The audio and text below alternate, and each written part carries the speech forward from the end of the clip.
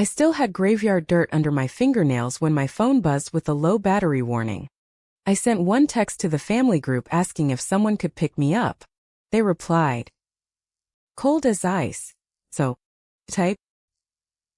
No worries." But they didn't know those messages would flash on the 10 o'clock news. My house wasn't just cold. It had been turned off. They weren't just ignoring me.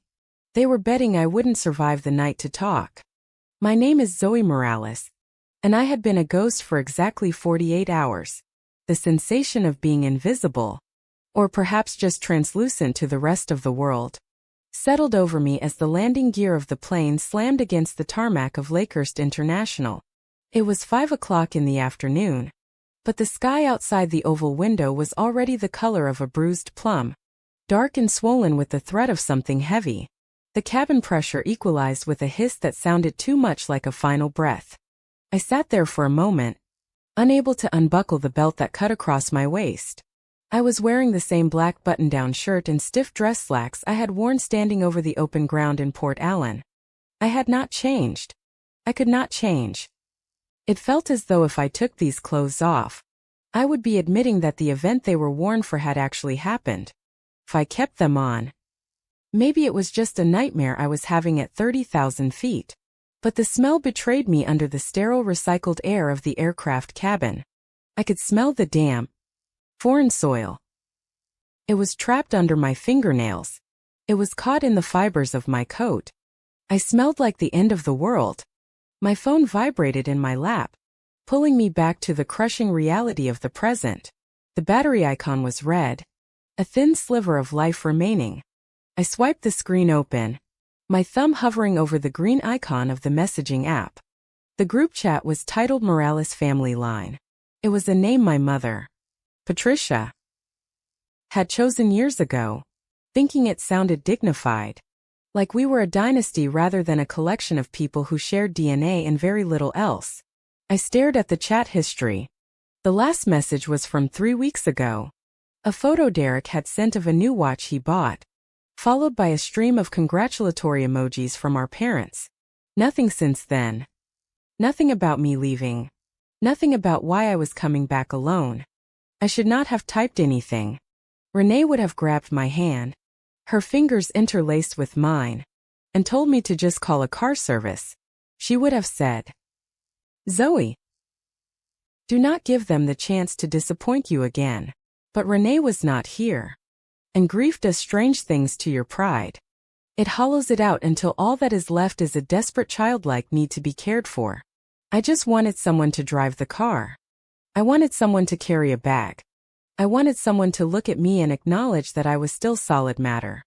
I typed the words slowly, my fingers stiff. Flight lands at 5 in the afternoon. Can someone pick me up?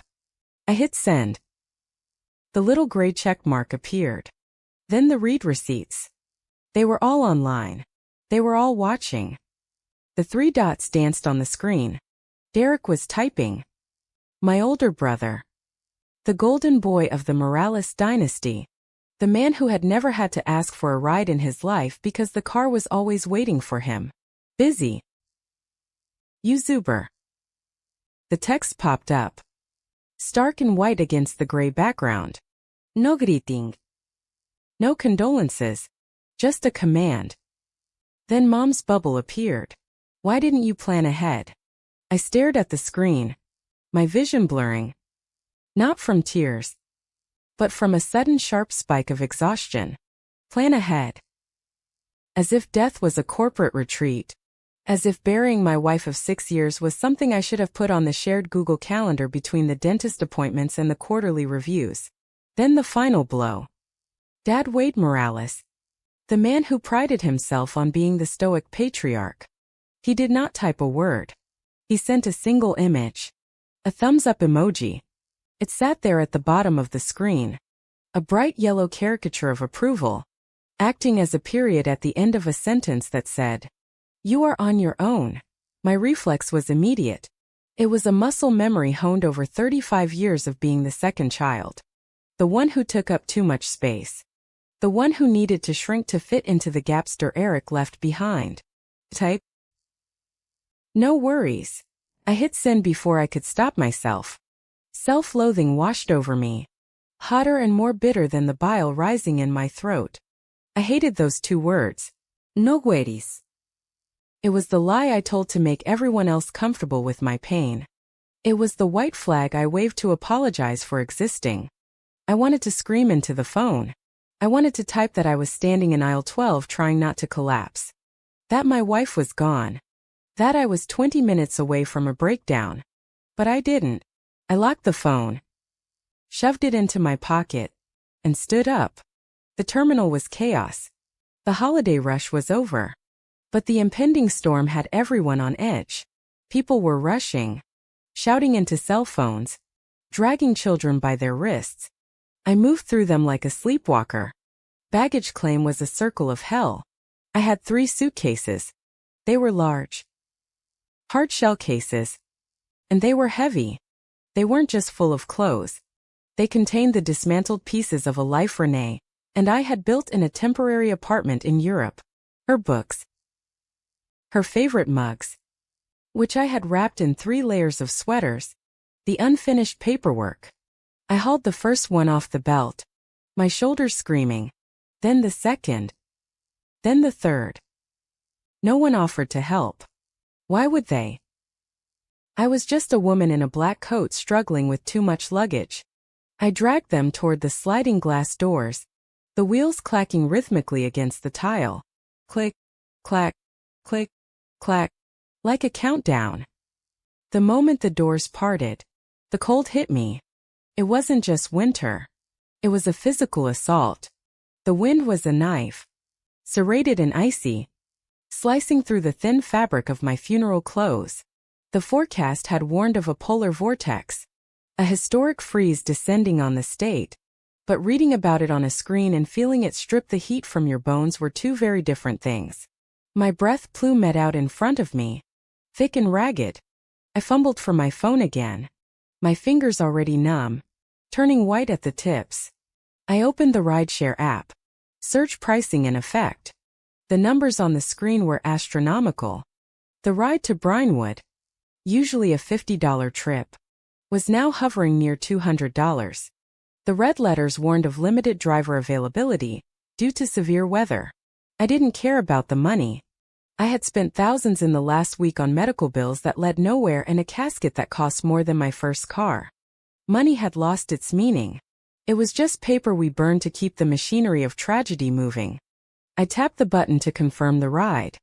Driver Michael arriving in 12 minutes. 12 minutes standing on the curb in the freezing wind. I pulled my coat tighter, burying my chin in the collar. The smell of the earth was gone now, replaced by the stinging scent of exhaust and snow. Cars idled along the curb, families piling into warm SUVs. I saw a father lift a suitcase into a trunk, then wrap an arm around his daughter's shoulders, ushering her into the back seat. The casual intimacy of the gesture made my chest ache. I looked away, staring out at the gray highway that stretched toward the horizon. Renée's voice drifted into my head, clear as a bell, cutting through the wind. It was a memory from 3 years ago. We were driving back from a dinner with my parents. A dinner where Derek had spent 2 hours talking about his promotion, and my mother had spent the entire time critiquing my hair. I had been quiet, shrinking, nodding. Renée had pulled the car over on the side of the road, turned to me, her eyes fierce in the dashboard light. "Don't let anyone tell you you're asking for too much, Zoe," she had said, her hand gripping mine so hard it anchored me to the earth. "You ask for the bare minimum and they act like you're asking for the moon. Stop apologizing for needing things. Stop apologizing for taking up space." I closed my eyes against the biting wind. "I'm trying." Renée thought, "I'm trying." But it was so hard to unlearn a lifetime of being the inconvenience. A gray sedan pulled up, breaking my trance. Michael, the driver, didn't get out to help with the bags. He just popped the trunk. I didn't blame him. It was too cold to be polite. I heaved the suitcases into the trunk myself, my muscles trembling with the effort. the strain pulling at the tension headache that had been throbbing behind my eyes for days. I climbed into the back seat. The heat was blasting, dry, and suffocating. "Heading to Brynwood?" Michael asked, glancing at me in the rearview mirror. "Yes," I said. My voice sounded rusty, unused. "Bad night for it," he muttered, pulling out into traffic. "They're saying the temperature is going to drop another 20 degrees by midnight. Power lines are already icing up in the North Counties." "I know," I whispered. I leaned my head against the cold glass of the window. The city lights smeared into long streaks of neon as we sped up. We passed the exit for the neighborhood where my parents lived. A large brick colonial with a heated driveway and a guest room that was currently empty. I hadn't asked to stay there. I knew the answer. It would be inconvenient. They had their routines. Derek was probably over there tonight for dinner, as he often was. They were likely sitting in the dining room, the chandelier dim, passing platters of roast chicken, discussing the weather as an abstract concept, something that happened to other people. She landed at 5. They might say, "She's probably home by now." And then they would move on to discussing Derek's stock portfolio or the neighbor's renovation. I was a footnote, a loose end that had been tied off with a thumbs-up emoji. The drive took an hour. The snow started halfway through. Small, hard pellets that hissed against the windshield. By the time we reached the outskirts of Brynwood, the roads were slick and treacherous. Brynwood was a quiet suburb, the kind of place where people moved to escape the noise of the city. Renee and I had bought our house here 4 years ago. It was a fixer-upper, a mid-century ranch that my mother had called quaint with a tone that meant small, but Renee had loved it. She loved the big windows and the oak tree in the front yard. As the car turned onto our street, my heart began to hammer against my ribs. I had texted the family group chat regarding the house 2 days ago. I had swallowed my pride then. 2. "I'm coming home Tuesday. Can someone please go over and make sure the heat is on and maybe pick up some milk and eggs?" Mom had replied then. 2. "I'll handle it. Don't worry." Derek had added, "I'll grab groceries if I have time." I clung to that promise. I needed to walk into a warm house. I needed to see a light on. I needed to open the fridge and see a carton of milk. A sign that someone had been there. That someone had prepared a space for me to return to. "This is it?" Michael asked, slowing the car. "Yes," I said. He pulled into the driveway. My stomach dropped. The house was dark. Not just dim. Dark. Pitch black. The porch light was off. The windows were dead eyes staring blankly at the street. The snow on the driveway was unbroken. A pristine white sheet that hadn't been touched by tires or footprints in days. I paid the driver and got out, the wind instantly whipping my hair across my face. I stood there as he drove away, the tail lights fading into the storm, leaving me alone in the silence. It was an unnatural silence. Brynwood was usually alive with the hum of suburban life, furnaces running, TVs flickering blue in windows, the distant bark of a dog. But my house felt like a void. I dragged the suitcases up the walkway. The snow crunched loudly under my boots. I reached the front door and fumbled for my keys. My hands were shaking so badly I dropped them twice. "Calm down, Zoe," I told myself. Maybe they just forgot the porch light. Maybe they left the heat on low. And it just looks dark. I found the lock, inserted the key, and turned. The bolt slid back with a loud metallic clack that echoed in the emptiness. I pushed the door open. I expected the familiar scent of our home, vanilla candles, old books, the faint citrus cleaner Renee used. Instead, I was hit by a wall of air that was colder than the air outside. It was a stale, stagnant freeze. It smelled like dust and ice. I stepped inside and reached for the switch on the wall. I flipped it. Nothing happened. I stood there in the entryway, the darkness pressing in on me. I pulled my phone out and turned on the flashlight. The beam cut through the gloom. illuminating the living room. It was exactly as we had left it months ago, but it felt wrong. The air was heavy, oppressive.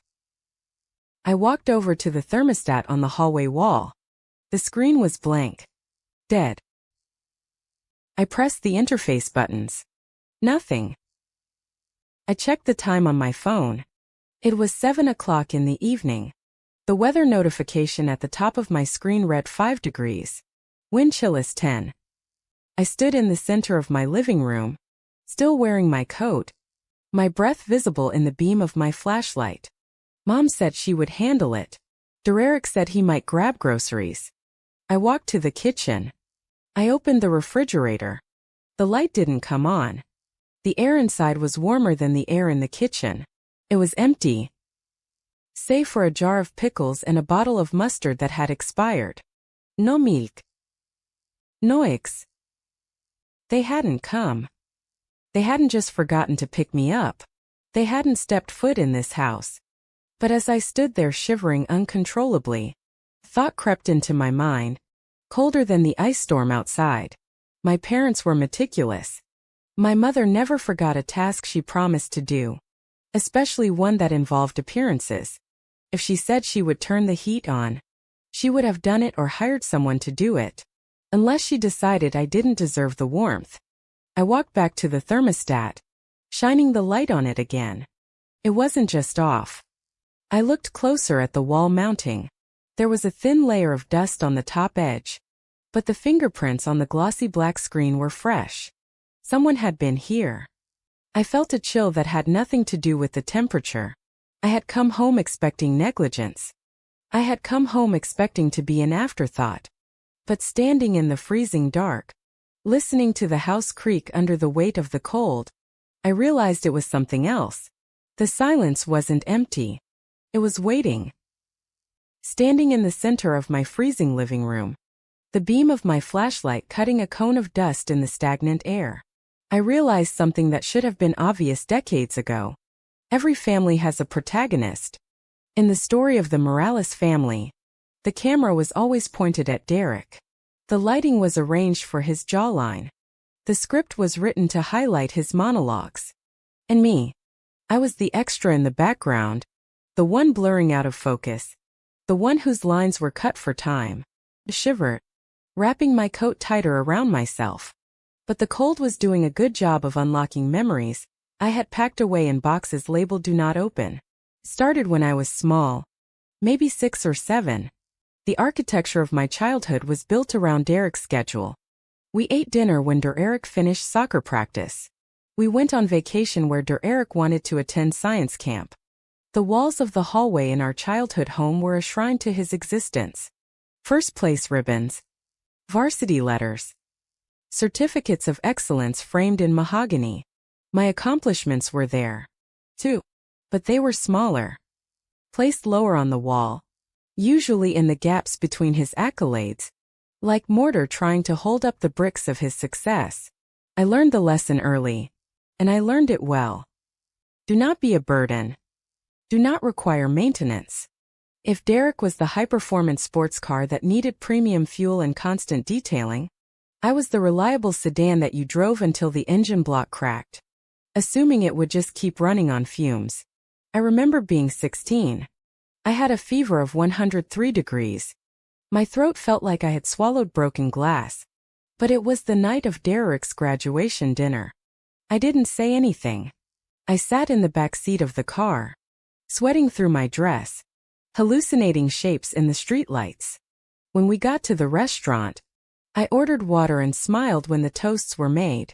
I drove myself to the urgent care clinic the next morning while the rest of the house slept off the celebration. I paid the koi with the cash I had saved from babysitting. That was the rule. Zoe handles Zoe. It was a lonely way to live until I met Renee.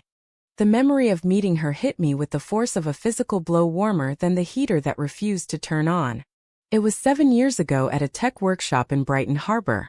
I was sitting at a corner table trying to make myself as small as possible while typing on my laptop. I was doing strategy work for North Glass Systems, trying to finish a presentation before the keynote speaker started. Then came the flood. A woman with wild curly hair and a scarf that looked like it had been knitted by a colorblind artist tripped over a power cord. She didn't just stumble. She went down and the extra large latte in her hand went airborne. It landed squarely on my keyboard. I stared in horror as the brown liquid sizzled into the keys. The screen flickered and died. "Oh my God," she gasped, scrambling up. "Oh my God. I am so sorry. I am a disaster. I am a walking hazard. I should have been angry. That laptop held 3 weeks of work." But I looked up and I saw her eyes. They were wide, terrified, and the most honest things I had ever seen. "It's okay," I said, the reflex kicking in.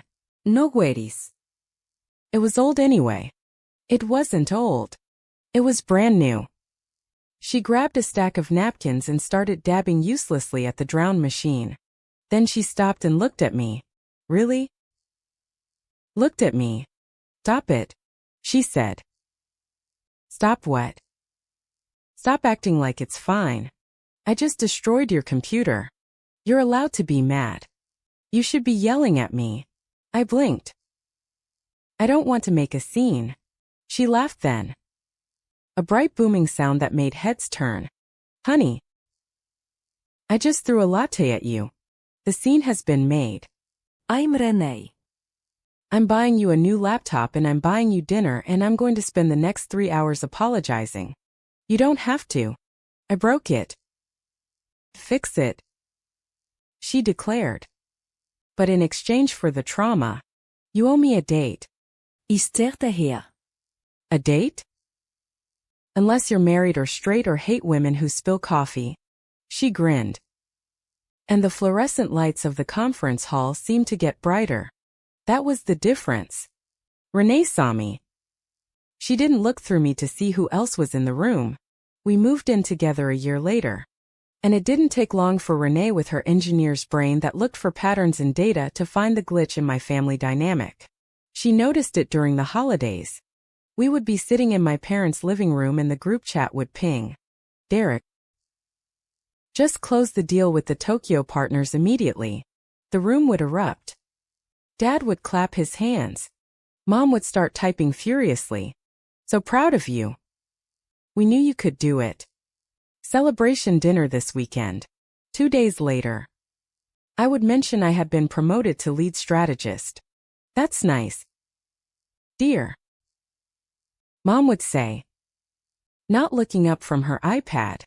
"Did you see the article about Derek's company in the business journal?" Renee would squeeze my hand under the table, her grip tight enough to bruise. Later in the car, she would explode. "They treat you like an accessory," she said once, driving us back to the city. "You only exist to round out the numbers in the family photo. The group chat is dead until Derek needs an applause track." "They love me," I defended weakly. "They're just focused." "They're focused on the golden child," Renee snapped. "And they trained you to be the audience. Makes me sick." "Zoe." That was why we moved to Brynwood. I wanted to get away from the orbit of the golden child. I wanted a place that was ours. When we announced we bought the house, the reaction was predictable. "Brynwood." Mom had sniffed looking at the listing photos I sent. "That is 45 minutes away." "Zoe, it's so far it's going to be very inconvenient for us to visit. It's a great school district," I said. "And it has a yard. But the drive," Derek added.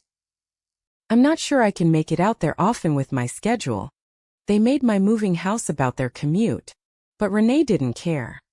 She took that drafty mid-century ranch and turned it into a sanctuary. She was the first person to show me that a house didn't have to be a showroom. Could be a home.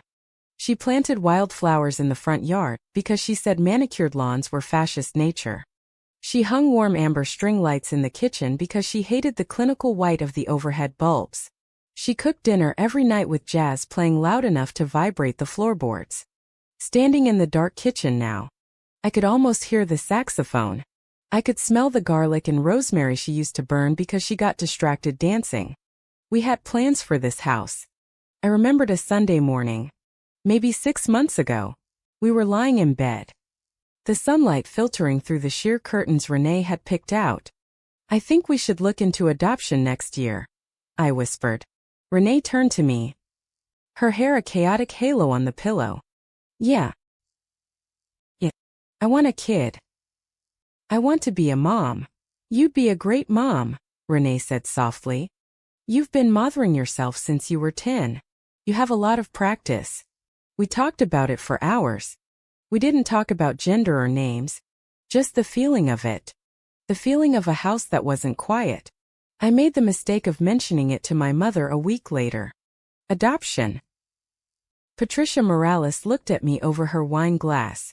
Are you sure it's so much work? Zoe. And expensive? And honestly, with your job, do you have the time? Derek is thinking about getting a dog. And even that seems like too much responsibility right now. She didn't ask why I wanted it. She didn't ask if I was excited. She pivoted to Derek's hypothetical dog. Besides, she added, your father and I are planning that cruise for my 60th birthday next year. I hope this adoption thing doesn't conflict with the dates. It would be a shame if you missed the party. I remembered telling Renee about that conversation. I expected her to yell. Instead, she got quiet. That was when the binders started. Renee began organizing everything. She created a spreadsheet for our finances. She set up a password manager. She made copies of the deed, the insurance policies, the car titles. Why are you doing all this? I asked her one night as she labeled a thick plastic folder. Because your family doesn't respect boundaries, Renee said, not looking up. And because life is fragile. If something happens to me, I don't want you searching for papers. I want you to be safe. I want you to be bulletproof. She was building a fortress around me. Brick by paper. Brick.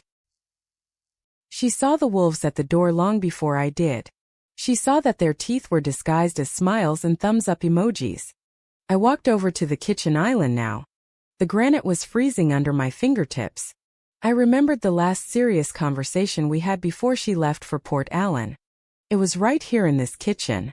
She was packing her carry-on. She stopped and looked at me. Her eyes were intense, lacking their usual humor. Zoe, she said. What? Promise me something. Anything. Stop auditioning for a role in their play, she said. You are never going to get the part you want.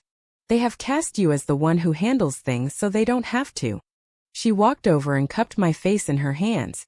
Her palms were warm then. If you ever fall down, she said, her voice dropping to a fierce whisper. If you ever really need them, they are going to call it an inconvenience. They will resent you for needing help. So don't let them decide your value. You are worth more than their convenience. I had laughed it off. I told her she was being dramatic. I told her they were just traditional, just a little self-absorbed. But they were family. I looked at the dead thermostat. I looked at the dark hallway leading to the bedroom where I would have to sleep in my coat. Renee was right. I had fallen down. I had buried my wife and flown across an ocean and begged for a ride. And to them, it wasn't a tragedy. It was a scheduling conflict. I was home. But the person who made it a home was gone. And the people who were supposed to fill the silence had decided that silence was cheaper than a tank of gas. The house creaked again. A sharp cracking sound from the ceiling. I wasn't just alone. I was in a hostile environment. And for the first time in my life, I realized that the danger wasn't just the cold. The danger was believing that anyone was coming to save me. I pulled out my phone. The battery was at 4%. No new messages. The Morales family line remained silent. They were probably asleep, warm in their beds, confident that Zoe had handled it. I put the phone down on the counter. The screen went black. I was the protagonist now, but this wasn't a family drama anymore. It was a survival story. And in survival stories, you don't wait for a ride. You start walking or you freeze to death. But tonight, I couldn't walk. I was too tired. I curled up on the rug in the living room, pulling 3 blankets from the closet over me, shivering as the temperature inside the house continued to drop, matching the freezing void in my chest. I closed my eyes, but sleep didn't come. Only the cold and the echoing truth of Renee's words. The contract for Port Allen arrived on a Tuesday, carried in a stiff slate blue envelope that looked more like a court summon than a job offer.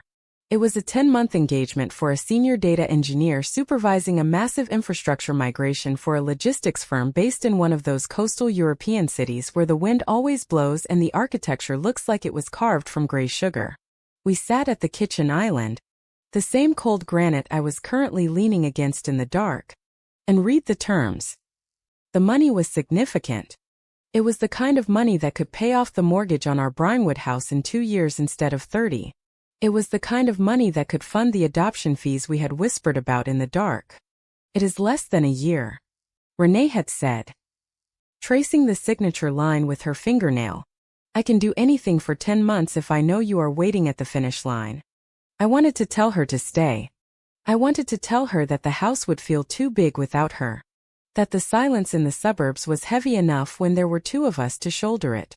But I looked at the hope in her eyes, the way she was already calculating the future, and I swallowed my fear. We will visit. Promised. I have vacation days. I will come to Port Allen. We will drink terrible coffee by the harbor and pretend we like pickled herring.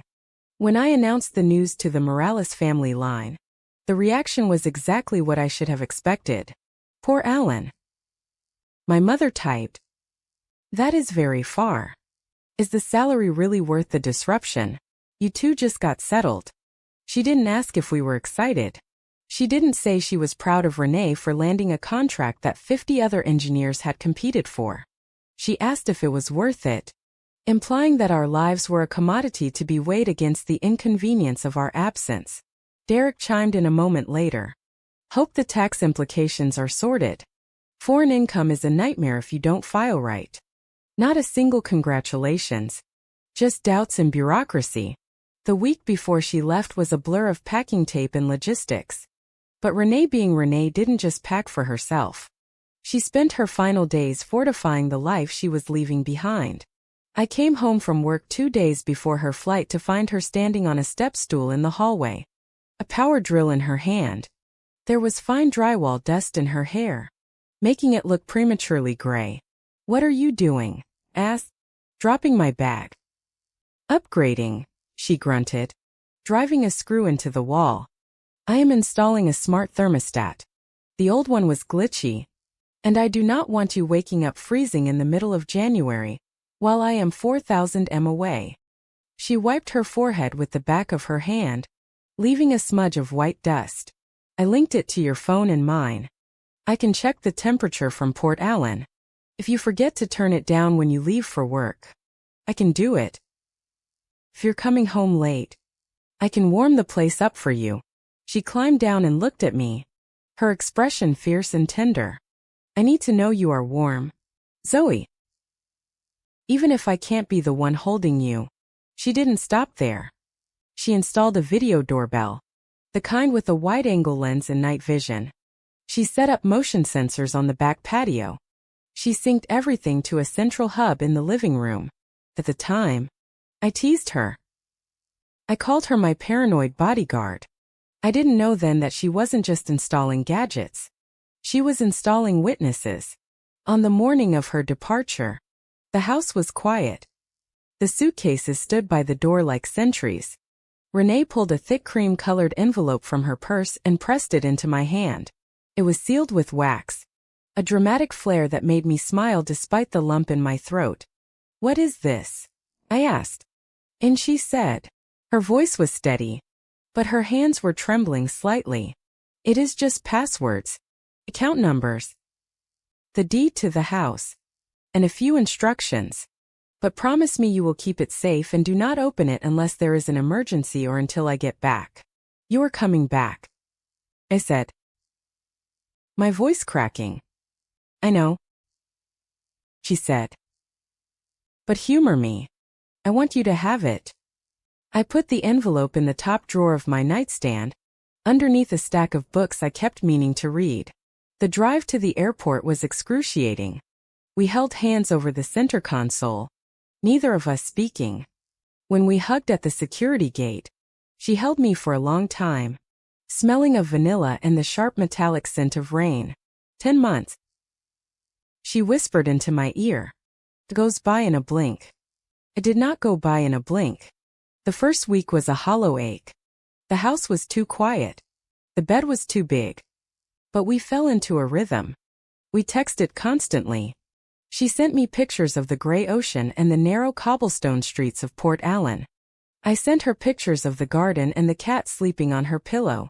I texted the family group chat to let them know she had arrived safely and settled in. She has all moved in. I wrote. The apartment is small but nice. Good, my dad replied. I have a huge presentation on Friday. Derek wrote immediately after, hijacking the thread. Working late every night this week. Do not expect me at Sunday dinner. The conversation pivoted instantly to Derek's workload. Renee's massive life change was buried under the weight of Derek's weekly schedule. Then came the video call. It was 3 weeks into her stay. It was late for me. Nearly 11 at night. An early morning for her. I was lying in bed. The glow of the laptop illuminating the dark room. The connection was spotty. Renee's face pixelated every few seconds, freezing and then speeding up to catch up with the audio. But even through the digital grain, I could see she looked exhausted. There were dark circles under her eyes, deep violet smudges that stood out against her pale skin. She was rubbing her right temple rhythmically, 2 fingers pressing hard against the skin as if trying to push something back inside. You look tired. Babe, I said, frowning. Are you sleeping? She offered a weak smile. The time difference is still kicking me and the work is intense. They have me auditing servers in a basement that smells like diesel and old paper. It is giving me a headache. Take a break, I urged. Please. You push yourself too hard. I am fine, she said. But she winced as she shifted in her chair. The background behind her was stark. A white wall. A metal lamp. A window showing a bleak gray sky. It looked cold. I just need to get through this data migration. Once the system is stable, I can relax. She leaned closer to the camera, the image blurring into a wash of colors before sharpening on her eyes. How are you? She asked.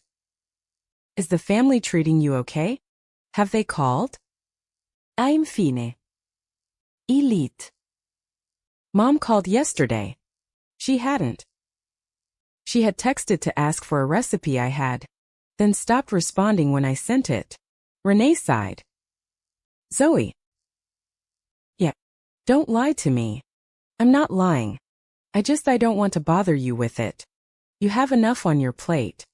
Renee stopped rubbing her temple and looked straight into the lens. It felt like she was looking right through the screen, across the ocean, and into my soul. Don't apologize for needing people, Zoe, she said softly. And don't apologize for being lonely. You are allowed to ask for what you need. Promise me you won't let them make you feel small just because I am not there to remind them you are big. Promise, I whispered. I love you, she said. I am going to take some aspirin and try to power through this shift. I will call you tomorrow. Sleep, I commanded. Forget the shift. Just sleep. Yet, boss. She smiled. She brought her fingers to her lips and pressed them against the camera lens. Good night, my love. The screen went black. I sat there in the silence, staring at my own reflection in the dark monitor. I felt a strange unease, a prickling on the back of my neck. I almost called her back. I almost texted her and said, please go to a doctor. But I didn't. I didn't want to be the nagging wife. I didn't want to add to her stress. I closed the laptop and tried to sleep. The next day was a Tuesday. I went to work. I sat in meetings. I answered emails. I checked my phone every hour, waiting for her usual good morning text. It didn't come. I told myself she was busy. I told myself she had finally taken my advice and slept in. I told myself the signal in that basement server room was bad. I received an email from my boss around 4 in the afternoon marked urgent regarding a client strategy. I focused on that. I poured my energy into slides and spreadsheets, burying the rising panic under layers of corporate busy work. I was an expert at compartmentalizing. I had been trained by the best, a family that swept everything under the rug. I drove home at 6. The sun was setting, casting long orange shadows across the highway. I stopped at the grocery store and bought a bottle of wine, thinking I would drink a glass while I waited for her to call. I didn't know that, thousands of miles away, the sun had already set. I didn't know that in a small, sterile apartment in Port Allen, the lights were buzzing with a low electric hum. I didn't know that Renee was not sleeping. I imagine it now. I replay it in my head like a movie I never saw, but know by heart. She is standing in the kitchenette, reaching for a glass of water. The pain in her head is no longer a dull ache. It is a thunderclap. The glass slips from her hand. It shatters on the tile floor. She reaches out to steady herself against the counter. But her hand doesn't obey. Her legs, the strong legs that used to hike with me in the state park, give way. She falls and she is alone. There is no one to catch her.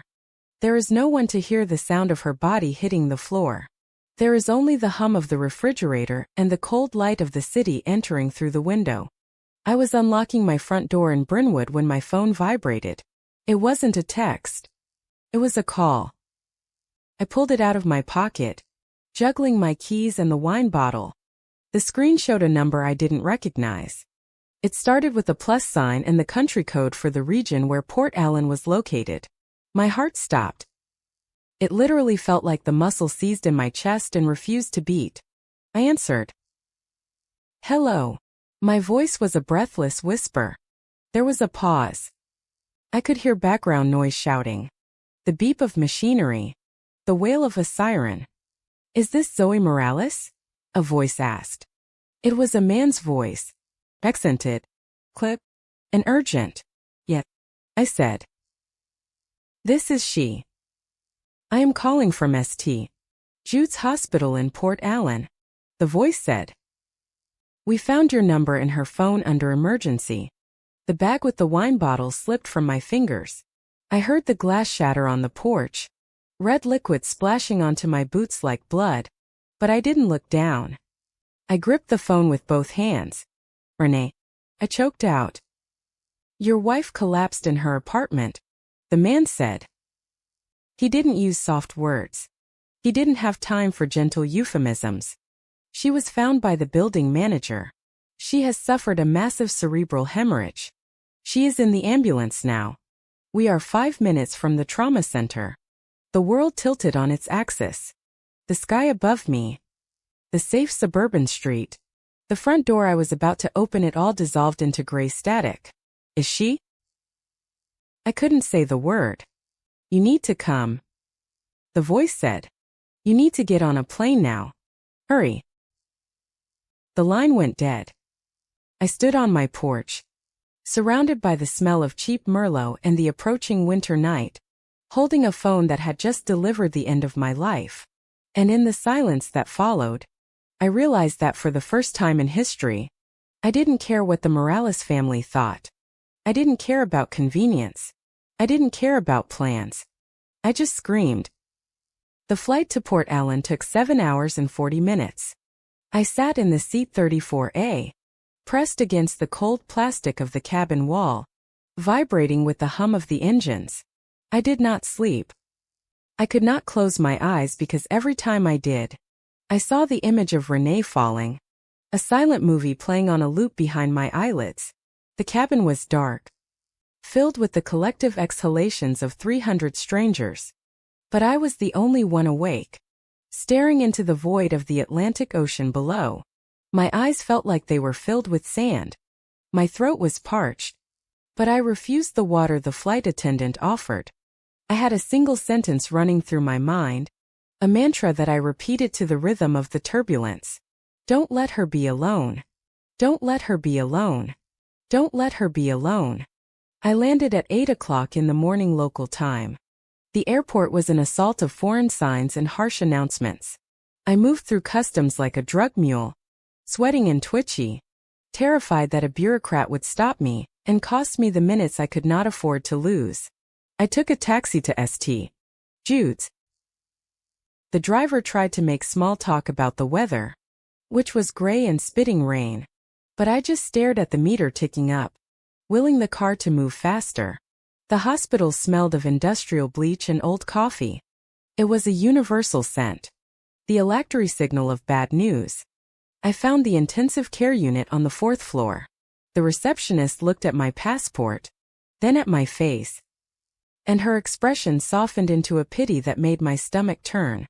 She pointed me toward a set of double doors. Dear. Visser met me in the hallway. He was a tall man with tired eyes and a pristine white coat that seemed too bright for the dim corridor. He shook my hand, his grip firm but brief. Mrs. Morales, he said. His English was perfect, clipped and precise. I am glad you made it. Where is she? I asked. Is she awake? He didn't answer immediately. He guided me into a small windowless room with 2 chairs and a box of tissues on a low table. I knew this room. I had seen it in movies. It was the room where they told you life was over. René suffered a catastrophic subaqueous hemorrhage. He said he used his hands to demonstrate, making a shape like a bursting balloon. The pressure on the brainstem was significant before the ambulance arrived. We have relieved the pressure surgically, but the damage from the initial bleed and the subsequent lack of oxygen is extensive. I heard him, but the words sounded like they were coming from underwater. Hemorrhage. Pressure. Extensive. They were just sounds. Syllables that refused to click together into meaning. What are you saying? I asked. My voice sounded flat, stripped of inflection. I am saying that she is in a deep coma, he said gently. Her pupils are fixed and dilated. There is no response to stimuli. We are keeping her breathing with a ventilator, but her brain activity is minimal. I stood up. I need to see her. He nodded and led me to room 402. René looked small. That was the first thing I noticed. She was a tall woman, strong with a presence that usually filled a room. But in that bed, surrounded by a forest of 4 poles and monitors, she looked like a child. Her head was wrapped in white gauze. A tube was taped to her mouth, forcing air into her lungs with a rhythmic mechanical hiss. Her skin was the color of parchment. I walked to the side of the bed and took her hand. It was warm, but it was a limp, artificial warmth. I'm here, I whispered. I'm here. Baby. You're not alone. The monitor beeped steadily. Beep, beep, beep. It was the only answer she gave me. I sat there for an hour, just holding her hand, watching the rise and fall of her chest, knowing it wasn't her doing it. It was the machine. My phone vibrated in my pocket. I pulled it out. It was the Morales family line. They had seen the flight tracker I sent earlier. Landed. Derek texted. I stared at the screen. I needed to tell them. I needed to say it out loud to make it real. I am at the hospital. Type. It is bad. René is critical. Brain bleed. She is in a coma. I watched the typing bubbles appear. Oh my God, Mom wrote. That is terrible. Then a pause. The bubbles appeared again. Does her insurance cover this? Mom asked. Foreign hospitals can be a nightmare with billing. Make sure you get everything in writing before you agree to any procedures. I felt a flash of heat in my chest. My wife was dying and Patricia Morales was worried about the deductible. Then Derek chimed in. What is the prognosis? He asked. If she is going to be in the hospital for a long time. Do you need to stay there? Hotels are expensive. Maybe you should look into a short-term rental or come back if she is stable. You can't bleed money on a waiting game. I didn't reply. I couldn't. If I typed what I was thinking, I would burn a bridge I wasn't ready to torch yet. I put the phone down on the bedside table, face down. Silencing their pragmatism, I turned back to Renee. I needed to drown out the silence of the room. I needed to reach her wherever she was. Remember the kitchen? I said, my voice cracking. Remember when we painted it? You got yellow paint in your eyebrows? You looked like a frantic canary. The ventilator hissed. I am going to fix the garden when we get home. Promised. I am going to plant those hydrangeas you wanted, the blue ones. And we will get a dog. Big one. Maybe a retriever. He will shed everywhere. And you will complain. But you will let him sleep on the bed. I talked until my voice was a rasp. I talked about the way the light hit the floorboards in the morning. I talked about the coffee shop in Brynwood where they knew her order. I constructed a world of words, trying to build a bridge for her to walk back on. But she didn't move. Not a finger. Not a twitch of an eyelid. A nurse came in to check the vitals. She was a kind woman with soft hands. She adjusted Renee's pillow and checked the 4 lines. Is there anyone else we should call? She asked softly. Family? The doctor mentioned you were the only one here. Just me. I said. We have her file. The nurse said. Glancing at a clipboard at the foot of the bed. She was very organized. She filled out her emergency contact forms the day she started her contract. She handed me the clipboard. I looked at the document. In the box for primary emergency contact, she had written Zoe Morales, wife. In the box for secondary contact, she had not written Derek's name. She had not written my parents' names. She had written Sarah Jenkins, a college roommate she hadn't seen in 5 years, but who sent Christmas cards like clockwork. Renee knew even then. Months ago. She knew. She knew that if she fell, the Morales family wouldn't catch her. She hadn't even given them the chance to decline the call. Dear. Visser returned at 4 in the afternoon. He had a file in his hand and a heavy look on his face. Mrs. Morales, he said, we have performed another series of tests, an EEG and a perfusion scan. He pulled a chair up and sat facing me. There is no blood flow to the brain, he said. The swelling was too severe. The brainstem has herniated. I am so sorry to tell you this, but Renee is gone. The world stopped. The hissing of the ventilator seemed to get louder. A roaring in my ears. She's breathing, I said, pointing at her chest. She's warm. It is the machine, he said softly. It is keeping the body functioning. But the person you love is no longer there. We are looking at clinical brain death. He placed a hand on my arm. You have a decision to make. We can keep the machines on for a little while if you need time to say goodbye. But there is no chance of recovery. None. I looked at Renee. I looked at the tube taped to her mouth. I looked at the stillness of her face. She would hate this. She would hate being a biological puppet kept dancing by electricity and plastic. I don't want her to wait. I whispered. We need your signature. Dear. Visser said. He opened the file and placed a form on the table. It was a single sheet of paper. Consent to withdraw life support. I took the pen. It was a cheap blue ballpoint pen, but it felt heavier than a sledgehammer. My hand shook so violently that the tip of the pen tore the paper before I even started writing. I had to grip my right wrist with my left hand to steady it. I signed my name. Zoe Morales. With that ink, I ended my marriage. With that ink, I became a widow. They gave me time. I washed her face. I combed her hair. I kissed her forehead, which was starting to cool. At 6 o'clock in the evening, they turned off the monitor, then the ventilator. The silence that followed was the loudest thing I have ever heard. I did not bring her home. The logistics were too complicated. The costs prohibitive. And honestly, Renee had always said she wanted to be where she fell. Don't haul my bones around, she used to joke. Just plant me.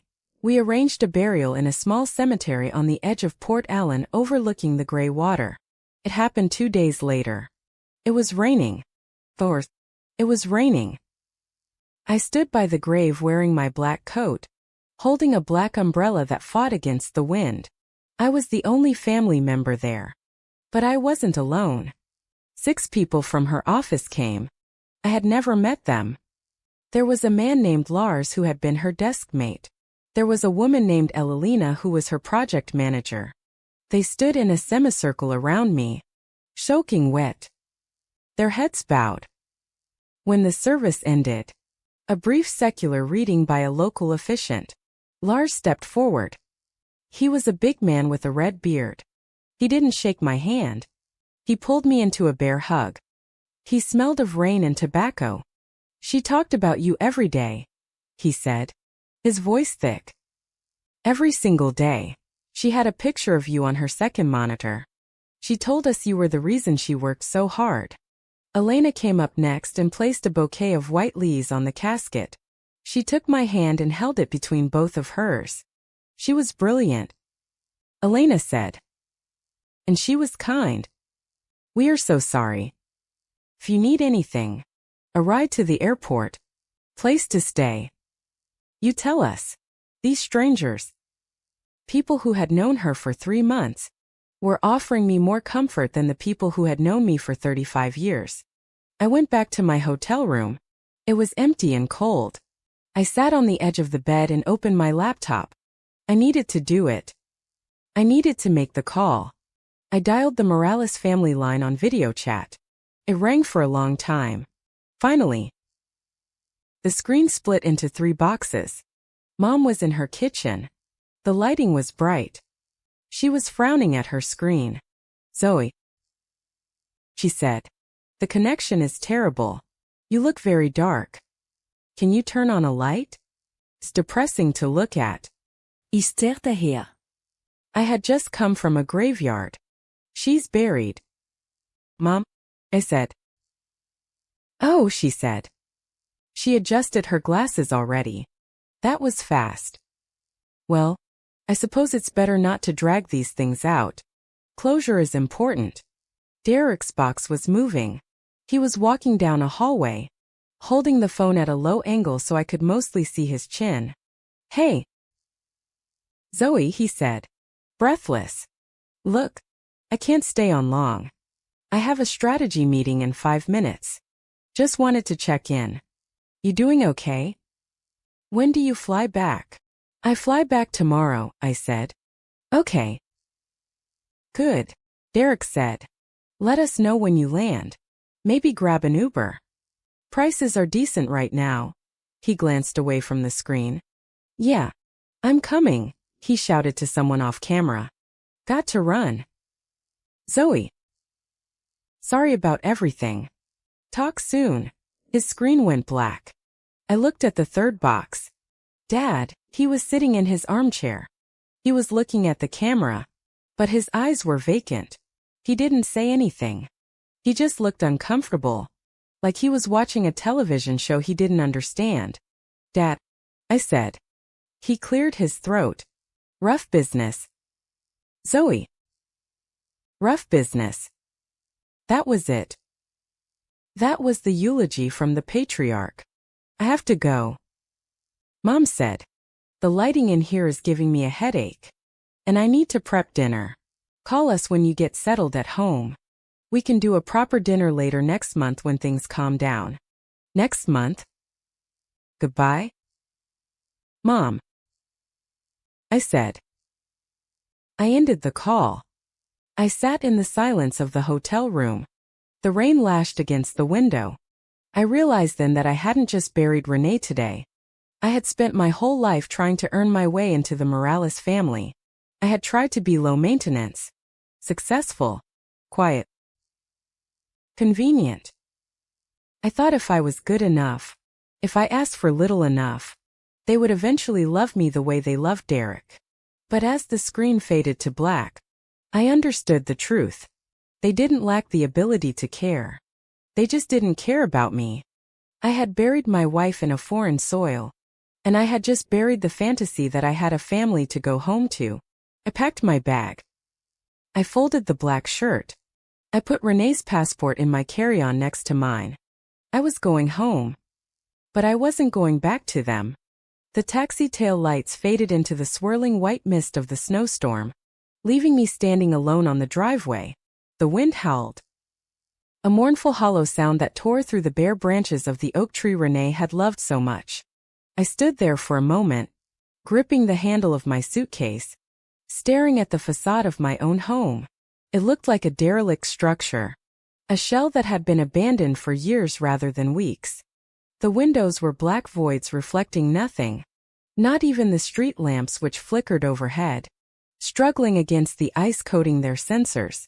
I walked up the path. The snow was shin-deep and undisturbed. No footprints led to the porch. No tire tracks scarred the driveway. The pristine whiteness was an accusation, proof that no one had been here. I reached the front door. My hands were so cold that I fumbled with the keys 3 times, the metal biting into my frozen skin. Finally, the key slid into the lock. I turned it. The mechanism was stiff, resisting me, as if the house itself had frozen shut to keep me out. With a hard shove, the door groaned open. I stepped across the threshold, expecting the familiar scent of home, the lingering trace of vanilla, old paper, and the fabric softener Renee used. Instead, the air that rushed to meet me was a solid, physical wall of ice. It smelled of stagnant dust and something sharper, metallic, and dry. It smelled like the inside of a freezer that had been unplugged and left to rot. I closed the door behind me, sealing myself inside the tomb. I reached for the light switch in the foyer. I flipped it up. Nothing happened. I flipped it down and up again. Darkness. I stood there blinking, my eyes adjusting to the gloom. The only light came from the street lamp filtering through the living room shears, casting long skeletal shadows across the floor. "Hello," I whispered. My voice didn't echo. The cold air swallowed the sound instantly. I pulled out my phone and turned on the flashlight. The beam cut a sharp white cone through the darkness. I swept it across the living room. The furniture was exactly where we had left it, draped in shadows that looked like crouching beasts. But the air was heavy, oppressive. I walked to the thermostat in the hallway. My footsteps on the hardwood floor sounded too loud, like gunshots in a canyon. I shone the light on the small black square on the wall. The screen was dead. I pressed the interface button. Nothing. I pressed it again. Harder. Still nothing. I felt a surge of confusion mixed with a rising panic. I had texted my mother 2 days ago. I had been specific. "Can you please go over and turn the heat on? It is going to be freezing when I get back." She had replied within minutes. "Consider it done. Consider it done." I shone the light around the hallway. The vents were silent. The house wasn't just cold. It was structurally comprised by the temperature. I could feel the chill radiating from the walls themselves. I walked into the kitchen. My breath plumed in front of me, thick white clouds that dissipated into the gloom. I was shivering now, a violent full-body tremor that started in my core and rattled my teeth. I went to the refrigerator. Derek had promised, "I will grab groceries if I have time." I opened the stainless steel door. The light inside did not turn on. The air that drifted out was actually warmer than the air in the kitchen. A perverse reversal of nature. The shelves were a graveyard of good intentions. A carton of milk from 2 months ago sat on the top shelf, bloated and yellow. A bag of spinach had turned into a black liquefied sludge in the crisper drawer. There was a jar of jam with a fuzzy layer of gray mold capping it. There were no eggs. There was no fresh milk. There was no bread.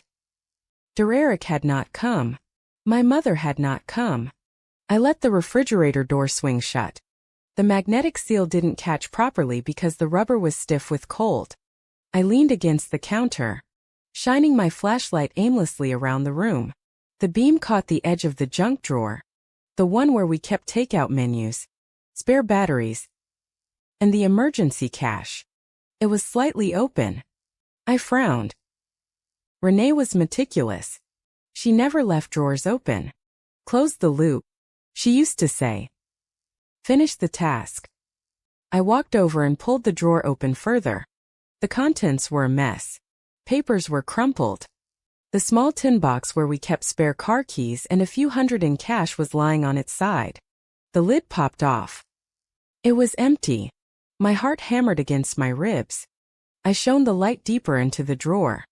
The file containing the photocopies of our passports and birth certificates was there. But the edges were bent as if someone had thumb-med through them in a hurry and shoved them back without care. I backed away, the flashlight beam trembling in my hand. Someone had been here. I pulled my phone out again. My fingers were numb, clumsy as I navigated to the Smart Art Home app Renee had installed. I wanted to check the camera logs. If someone had broken in, the doorbell camera would have caught them. The app loaded slowly, the spinning wheel mocking my anxiety. Finally, the timeline appeared. I scrolled back. Today, nothing. Yesterday, nothing. I scrolled back to the day of the funeral. The day I was standing in the rain in Port Allen, watching a wooden box descend into the earth. There was a gray bar on the timeline. Camera offline. I tapped on the details. Connection lost 11 in the morning. Connection restored 1 in the afternoon. 2 hours. The camera had been offline for exactly 2 hours. It wasn't a power outage. If the power had gone out, the backup battery would have kicked in, or the log would show a system reboot. This was a disconnect. Someone had severed the connection or jammed the signal. And they had done it on the one day they knew I would be unreachable. The one day they knew I would be buried in grief 4,000 m away. I stared at the gray bar on the screen. Felt like a violation. My house, my sanctuary, the place Renee had built to keep us safe had been breached. And the timing was too precise to be a coincidence. I looked around the dark kitchen. The shadows seemed to stretch toward me. I felt exposed. I felt watched. But exhaustion was a heavier weight than fear. The adrenaline that had sustained me through the flight and the taxi ride was draining away, leaving behind a crushing fatigue. I had been awake for nearly 30 hours. My body felt like it was made of lead. I couldn't deal with this tonight. I couldn't process the rifled drawer or the missing money or the lies my family had told. I just needed to close my eyes. I walked back into the living room. I didn't have the energy to go to the bedroom. The thought of seeing our bed, empty and cold, was too much. I sat down on the sofa. The leather was freezing, stiff against my legs. I pulled the throw blankets from the back of the couch, fleece blankets Renee had bought for movie nights, and piled them on top of me. I didn't take off my coat. I didn't take off my boots. I just curled into a ball, trying to trap whatever body heat I had left. My suitcases stood near the door, dark monoliths in the gloom. One of them contained Renee's clothes, her favorite sweater, the scarf she wore on the plane. Unpacking them felt like a second funeral, and I didn't have the strength for it. I lay there in the dark, shivering. The house was silent, but it was a heavy, pressurized silence. It was the silence of a held breath. I closed my eyes. Time became a blur. I might have dozed off for 10 minutes or an hour. I drifted in a gray space between sleep and freezing. Then I heard it. Click. It was a small sound.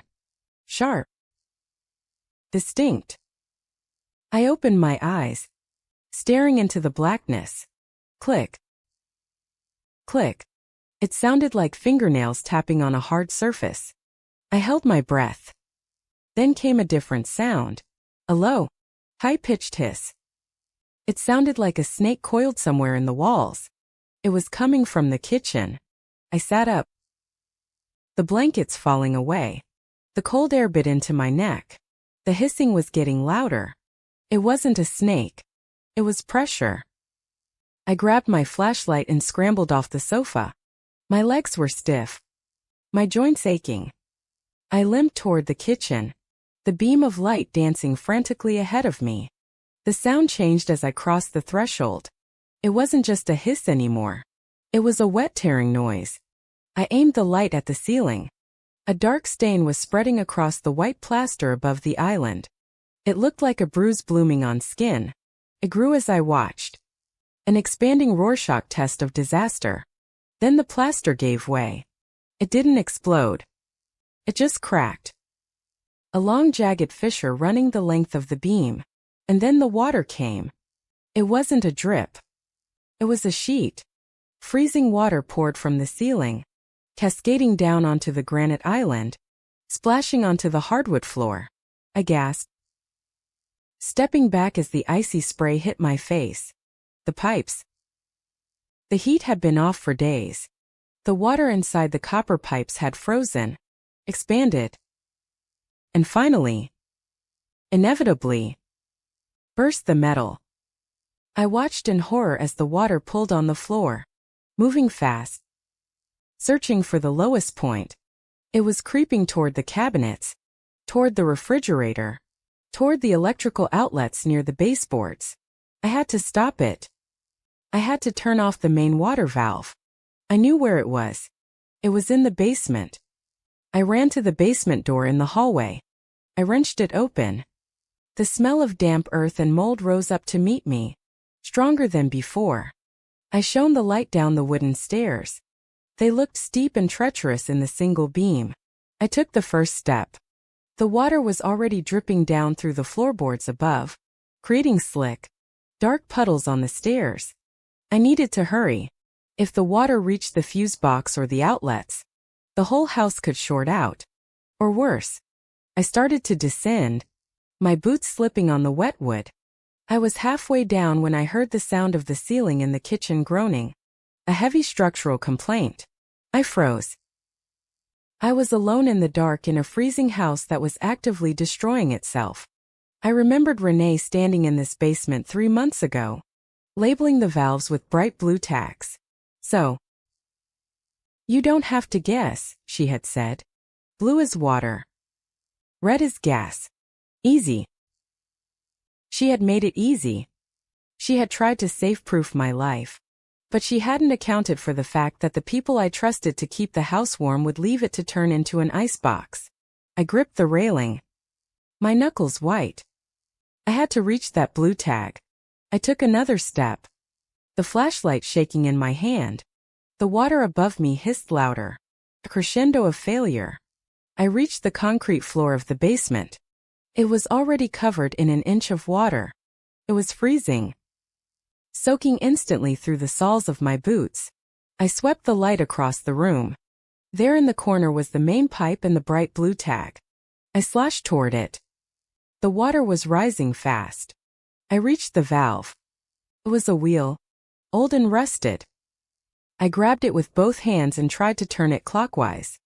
It wouldn't budge. It was frozen. "Come on," I gritted out through clenched teeth. "Come on." I put my whole weight into it. My shoulders screamed in protest with a screech of protesting metal. The wheel turned half a rotation, then another. I spun it until it locked shut. The hissing above me didn't stop immediately, but the pressure changed. The aggressive roar faded to a dripping rhythm. I leaned my forehead against the cold pipe, gasping for air. I had stopped the water. But as I stood there in the dark freezing basement, ankle-deep in icy water, I shone my light on the wall next to the valve. There was something wrong. The insulation around the pipes had been pulled away. Strips of pink fiberglass lay floating in the water at my feet. Insulation doesn't just fall off. Crouch down. shining the light closer. The pipe hadn't just burst from the cold. There were marks on the copper. Deep scratches, and the insulation looked like it had been cut with a knife, sliced cleanly away to expose the metal to the freezing air. I stared at the cut marks. This wasn't negligence. Negligence is forgetting to turn on the heat. Negligence is being too busy to buy milk. This was engineering. Someone wanted these pipes to burst. Someone wanted this house to flood. I stood up slowly, the water swirling around my ankles. The cold was no longer just a physical sensation. It was a realization that settled deep in my gut. I wasn't just a victim of a bad family. I was a target, and I was trapped in the dark with the evidence. Dawn did not bring light. Brought a gray, suffocating revelation of the disaster. I woke up shivering on the leather sofa. My body curled into a tight knot of pain under the pile of fleece blankets. The silence of the night had been replaced by a relentless rhythmic sound. Sounded like rain. Heavy and steady. But it wasn't hitting the roof. It was hitting the floorboards. I sat up, my joints stiff and screaming in protest. I looked toward the kitchen. It was raining inside my house.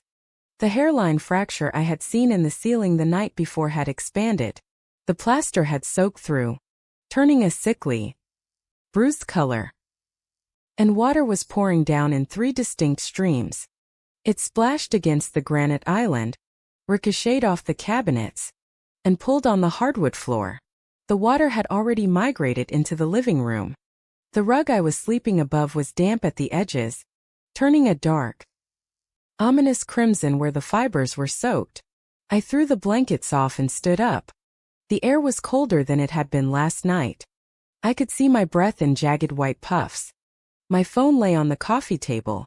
The screen was dead. The battery had finally surrendered to the cold. I plugged it into my portable power bank, praying there was enough juice left in the brick to revive the phone. While it charged, I walked to the kitchen. I moved like an old woman, my muscles seizing up from the freezing temperature. I stepped into the puddle near the island. The water was ice cold. It soaked instantly through my socks. I looked up. The ceiling was sagging. The drywall was heavy with water, bowing downward like a pregnant belly waiting to burst. That came down. It would take the lighting fixtures and the wiring with it. The lights overhead flickered. A buzz, pop, and then darkness. Then they flared back on, dimmer this time. The electrical system was compromised. Water and wires were mixing in the walls. I ran back to the living room. The phone had rebooted. 3% battery. I started calling plumbers. I went down the list on Google Maps. Brinewood, 247 plumbing. Defix. Emergency router. The first call went to voicemail. The second rang for 2 minutes before disconnecting. The third was answered by a woman who sounded like she was on the verge of tears. "We are not taking new tickets," she said before I could even speak. "We have 400 calls in the queue. Every pipe in the county is bursting. Try next week." Next week. I croaked. "My ceiling is caving in. I have water near the electrical outlets. Turn off your main and get out," she said. "I can't help you, Mom." "I'm sorry." The line clicked dead. Called 3 more numbers. The story was the same. The polar vortex had broken the infrastructure of the entire city. There were no heroes coming in vans. There was no cavalry. I was on my own. I stared at the phone. I had 2% battery left. I had to make a choice. I could call 911. But for what? A flooded kitchen. They would prioritize car accidents and heart attacks. They would tell me to evacuate. Evacuate to where I pulled up Derek's number. My thumb hovered over the name. Golden Boy. I pressed call. He answered on the second ring. The background noise was loud. Dishes clattering. Music playing. It was warm where he was. "Derek," I said. My voice was shaking, not just from fear, but from the violent shivering that had taken over my body. Derek, I need help. Zoe. He sounded annoyed. I thought you were settling in. What is it? The pipes burst, I said. The words tumbling out. The ceiling is coming down. The heat is off. The house is flooding. I need a place to sleep just for a night or two until I can get a contractor. There was a pause. I heard him sigh. A long, exasperated exhalation. Tonight? He asked. Zoe. Tonight is really bad. Bad? I repeated. Derek. I can see my breath in my living room. I have the partners coming over for dinner, he said. The house is a mess. We are prepping and honestly, the guest room is full of boxes right now. I'm storing some inventory for the business. I don't need a room, I pleaded. I hated the sound of my own voice. I sounded pathetic. I sounded exactly like the needy little sister they always said I was. I will sleep on the couch.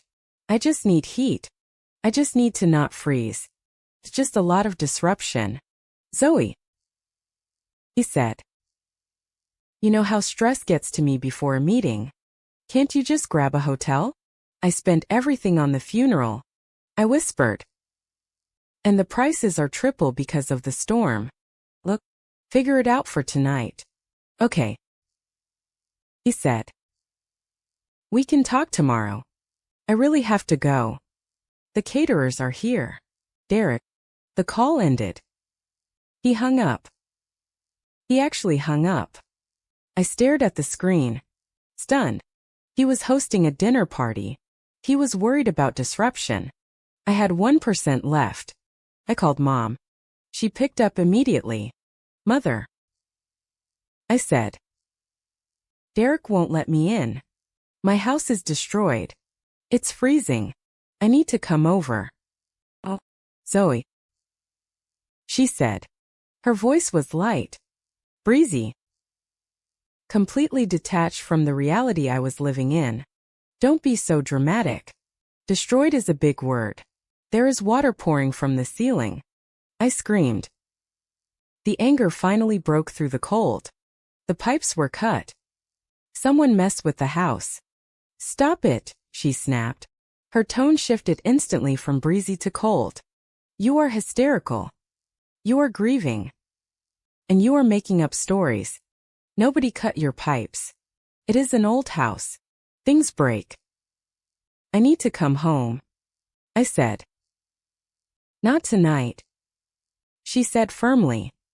I have the bridge club ladies coming in the morning. I need to clean and prep. I cannot have you moping around the house bringing all that negative energy. It's not fair to me. Zoe. I have lost a daughter-in-law, too. You know, I need my space. I could die here, I said. You are a smart girl, she said. You always handle things. Stop trying to make us feel guilty and just handle your own house. You wanted to live in Brynwood, remember? You wanted to be independent. Mom, I have to go. Good luck. She hung up. The phone screen went black. The battery died. I stood in the center of my drowning living room, holding the dead device like a brick. They had done it. They had actually done it. They had left me to freeze. The lights flickered again violently this time. A spark showered down from the ceiling fixture in the hallway. The water was reaching the wiring. Panic. Sharp and primal. Spiked in my chest. If the water shorted the main panel, the house could catch fire. Sounds impossible. A fire in a flood. But I had seen it happen in news reports. Electrical fires didn't care about water. I had to cut the power. I had to kill the house before it killed me. The breaker box was in the basement. I looked at the basement door. The last time I went down there, the water was ankle deep.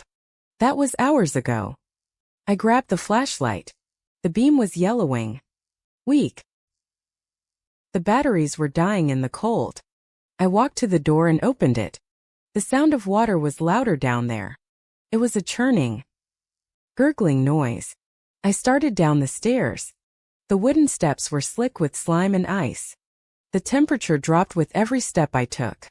It was a tomb down here. I reached the bottom. The water was now shin-deep. It was black, swirling with debris insulation. Cardboard boxes. Memories Renee and I had stored away. I waded through it. My legs were numb. I couldn't feel my feet anymore. I was moving on stumps. The breaker box was on the far wall, mounted high up near the ceiling joists. It was a gray metal panel. I reached the wall. The water was rising. I could feel the current against my shins. I reached up to open the panel door. The flashlight flickered in my left hand. I shook it. Stay on. Please stay on. I got the panel door open. The rows of black switches stared back at me. I needed to pull the main breaker, the big one at the top. I reached out with my right hand. My boot slipped. It was a fraction of a movement. I shifted my weight on the slick concrete floor and my heel slid out from under me. My hand flailed, seeking purchase. My fingers brushed against the exposed metal casing of the box just as the flashlight died completely. There was a sound like a whip cracking inside my skull. Then the world turned white. It wasn't a light I saw with my eyes. It was a light that exploded inside my nervous system. The pain was instantaneous and absolute. It felt like a sledgehammer had been driven into the center of my chest. My heart didn't just skip a beat. It stopped, seized by a fist of pure voltage. My muscles contracted violently. I was thrown backward. Not by my own volition, but by the sheer force of the current rejecting me. I flew through the air. My head struck something hard, the edge of the stairs maybe, or a support beam. There was a sickening crack. Then darkness. I don't know how long I lay there in the water. Minutes. An hour. I woke up to the sensation of drowning. The water was splashing against my cheek. It was icy, bitter. Cough. Dragging air into lungs that felt like they were filled with crushed glass. My chest burned. My arm, the one that had touched the box, was throbbing with a dull, red-hot agony. I tried to sit up. The room spun violently. Nausea washed over me. Concussion.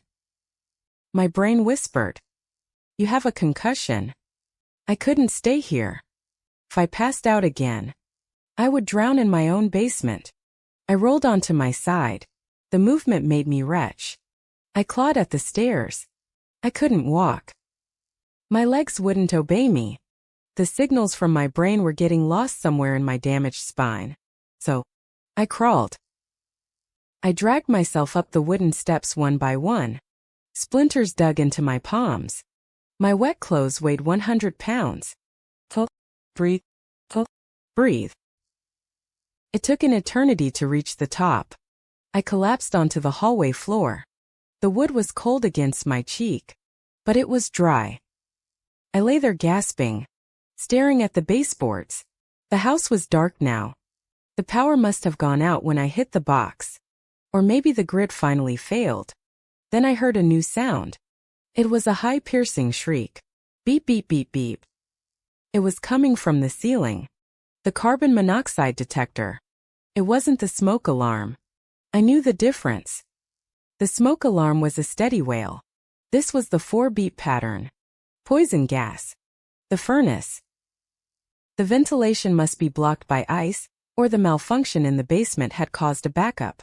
The house was filling with odorless, invisible death. I had to get out. But I couldn't move. My body was shutting down. The cold, the shock, the blow to the head. It was too much. I reached for my phone in my pocket. It was still there. I brought it to my face. My vision was swimming. The screen was a blur of light. I tried to unlock it. My fingers were swollen. Useless sausages. The fingerprint sensor didn't recognize me. I punched in the code with a trembling knuckle. 1104. Renee's birthday. The screen opened. The group chat was still there. The last message was my mother telling me to stop being dramatic. I tried to type. House flooded. My thumb slipped. I hit P instead of L. Help. I stared at the word help. It looked ridiculous. I tried to hit send. My hand spasmed. The phone slipped from my grip and clattered onto the floor, sliding just out of reach. I stared at it. The glow of the screen illuminated the dust motes dancing in the air. I couldn't reach it. I closed my eyes. The beeping of the CO detector seemed to be getting further away like a bird flying into the distance. So, this is it. Thought, this is how the story ends. The protagonist dies in the hallway, ignored by her family, killed by the house she loved. I felt a strange sense of peace.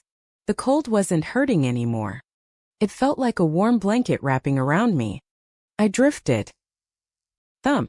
The sound vibrated through the floorboards against my cheek. I frowned. Was that the house falling down? Thump. Thump. Thump. It was rhythmic. Urgent. It was coming from the front door. Someone was pounding on the wood. Zoe. A voice muffled by the walls, but loud. Zoe. Are you in there? It wasn't Derek. Derek never raised his voice. It wasn't my father. It was a woman's voice. But it wasn't Mom. It was deeper.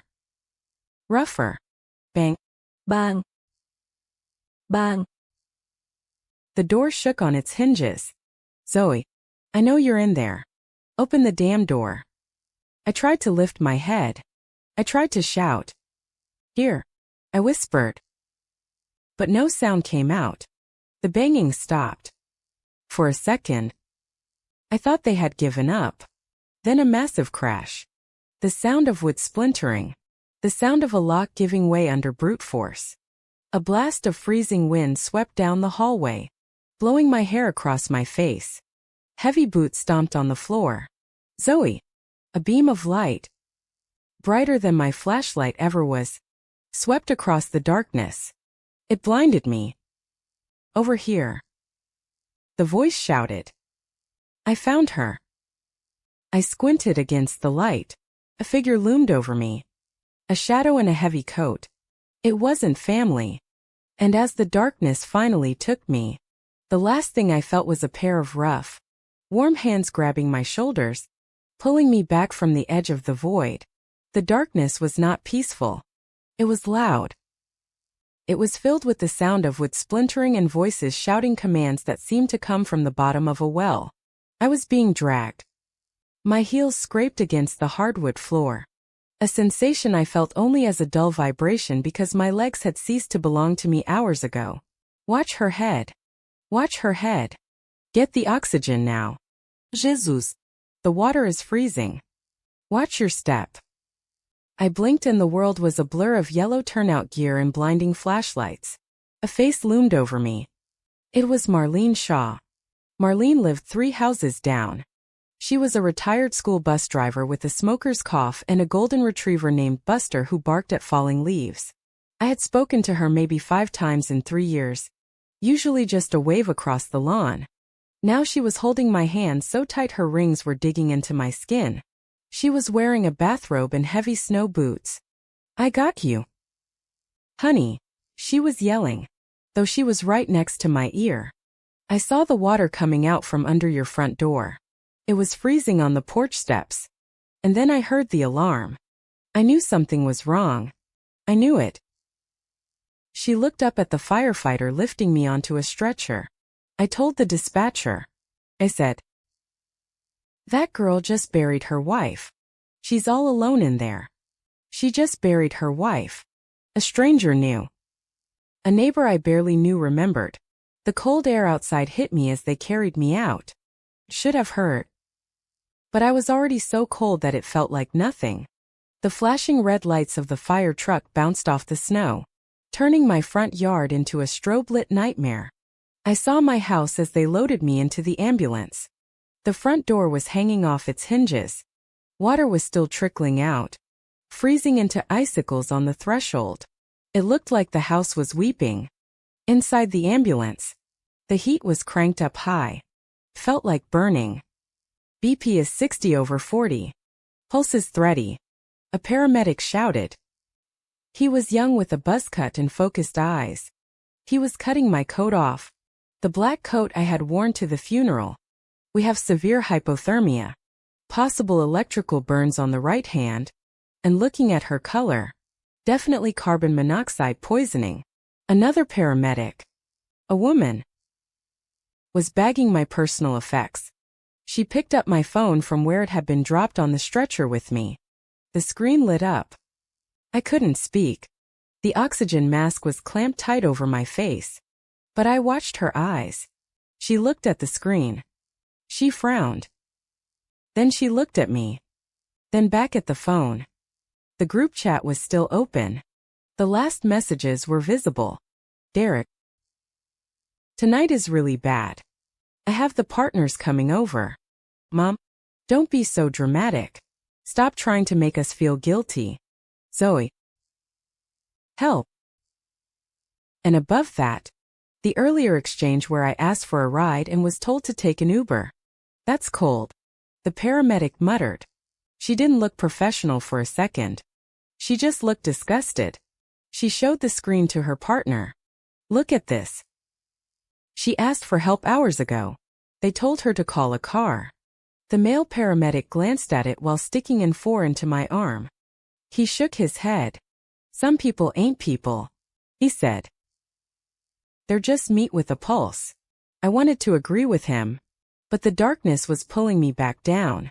The rhythmic beeping of the heart monitor merged with the memory of the carbon monoxide alarm, and I drifted away. I woke up in a hospital room. It was different from the one in Port Allen. This one was smaller, more cluttered. And the air smelled of floor wax and stale coffee. My chest hurt. Every breath felt like I was inhaling jagged crystals. My right hand was heavily bandaged. I turned my head. A television was mounted on the wall, playing the local morning news on mute. The closed captions were scrolling across the bottom in bright yellow block letters. I squinted. Local tragedy in Greenwood. Then a picture appeared on the screen. It was my house. The footage was shaky, clearly taken from a cell phone or a neighbor's porch. It showed the firefighters carrying a stretcher out into the snow. The caption changed. Widow rescued from freezing home days after wife's funeral. I stared. The news anchor, a woman with perfect hair and a somber expression, was speaking. I fumbled for the remote clipped to the bedsheet and pressed the volume button. Sources say Zoe Morales had just returned from Europe where she buried her wife, Renee Caldwell. Neighbors reported seeing water cascading from the home. Firefighters found Morales unconscious in a basement filled with freezing water and carbon monoxide. The screen cut to an interview with Marlene Shaw. She was standing in the snow wrapped in a blanket looking furious.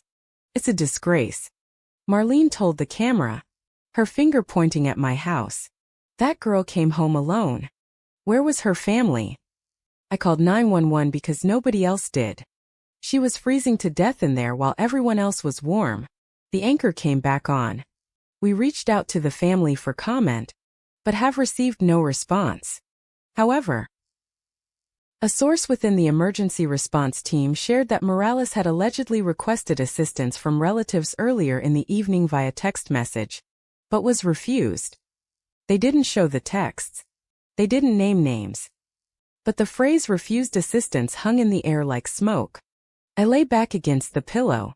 The story had legs. It wasn't just a weather report. It was a morality play. The polar vortex widow.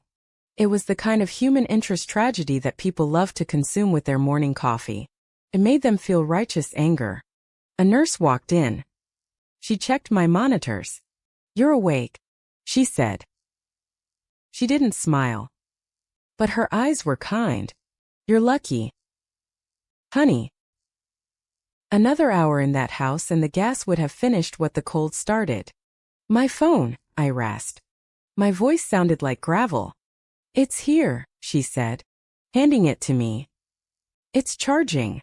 I turned it on. Social media had done what social media does. A local community Facebook group for Brinewood had picked up the news story. The comments were scrolling faster than I could read. Who leaves a grieving widow alone in a storm? I hope her family rots. If she needs a place to stay. I have a guest room. I don't know her. But nobody deserves that. I heard her brother lives 10 minutes away. Shameful strangers. Hundreds of strangers offering beds, hot soup, legal advice and prayers. And from the Morales family line, silence until 11 at night. The door to my hospital room opened. Didn't open with the soft, respectful click of the nurses. It swung open with force. They walked in. Mom came first. She was wearing her fur-lined coat and holding a bouquet of flowers wrapped in crinkly plastic. I recognized the wrapper. It was from the hospital gift shop downstairs. Carnations. The kind you buy when you forget an anniversary and have 5 minutes to fix it. Dad followed. Looking at his shoes. Derek brought up the rear. He was wearing a suit, but his tie was loosened. And he looked like he hadn't slept. Not from worry, but from stress. They stopped at the foot of the bed. They didn't rush to hug me. They didn't touch me. They stood there like a tribunal. Oh. Zoe, Mom said. Her voice was trembling, but not with tears. It was the tremble of someone who feels unfairly persecuted. Look at you. She placed the cheap flowers on the bedside table, right next to a vase of expensive roses that Marlene Shaw, my neighbor, had sent earlier. The contrast was laughable. We came as soon as we saw the news, Mom said. We had no idea it was this bad. You know. The reception at the house is terrible during storms. We didn't get your texts until much later. Liar. The read receipts had been there instantly. The news, Derek cut in. His voice was tight. A low growl. Zoe, why is Channel 4 talking about our family group chat? I looked at him. I looked at the brother who had been too busy hosting partners to let his freezing sister sleep on a couch. I didn't talk to the news. I whispered. Well, someone did. Derek snapped. He paced the small room, running a hand through his hair. Do you know what this looks like? I have clients texting me asking if I'm the heartless brother mentioned on Twitter. My reputation is taking a hit. Because you couldn't handle a broken pipe without causing a scene. A scene? I repeated. I almost died. Derek. And we are glad you are okay. Mom interjected quickly, patting my leg through the blanket. Of course we are. But really? Zoe. Did the neighbor have to go on television and that paramedic leaking private information? We could sue the city for that. We are being dragged through the mud. Dad said it was the first time he spoke. He looked at me with disappointment. Family business stays in the family. That is the rule. I looked at them. They weren't here because I was alive. They were here because their image was dying. They were terrified. Not of losing me, but of losing the narrative. They were scared that the world was finally seeing the golden child and the perfect parents for what they really were. People who would step over a body to avoid being inconvenienced. Get out, I said. It was barely a whisper. What? Mom blinked. Zoe. Don't be irrational. You are in shock. We are going to speak to the doctor and get this cleared up. We'll tell the press it was a miscommunication. A technical error with the phones. Get out, I said. Louder. This time, the machine monitoring my heart rate sped up. Beep beep beep. We are not leaving you, Derek said, crossing his arms. Not until we fix this mess you made. The door opened again. It was a nurse, not the kind one from earlier, but a head nurse. A woman with gray hair and authority etched into the lines of her face. She held a clipboard. Visiting hours are over, she said sharply. And the patient's heart rate is spiking. You need to leave now. We are family, Mom said, drawing herself up. I don't care if you are the Pope, the nurse said. She needs rest. Out. She held the door open. She didn't look like she was asking. Derek glared at me. We will talk tomorrow before you say anything else to anyone. They filed out. Mom adjusted her coat, checking her reflection in the glass of the door as she left. The nurse watched them go, then let the door click shut. She let out a breath and turned to me. Sorry about that, she said. We have security on standby if they try to come back tonight. Thank you, I said. Tears were finally leaking from my eyes.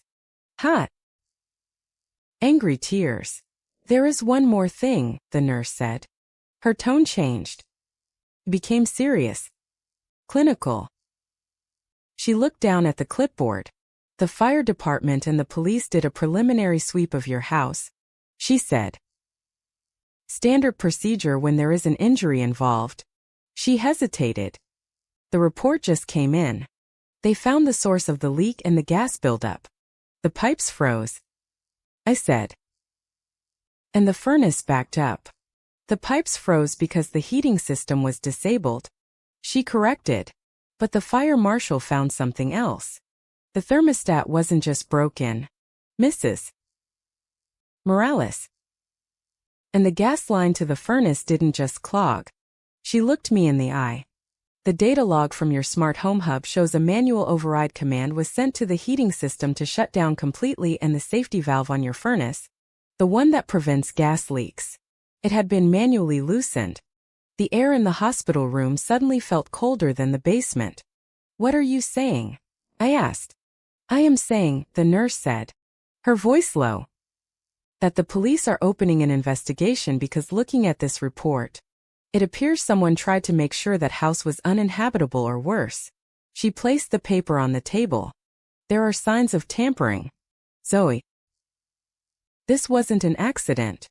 The discharge papers were printed on crisp white paper that smelled faintly of toner.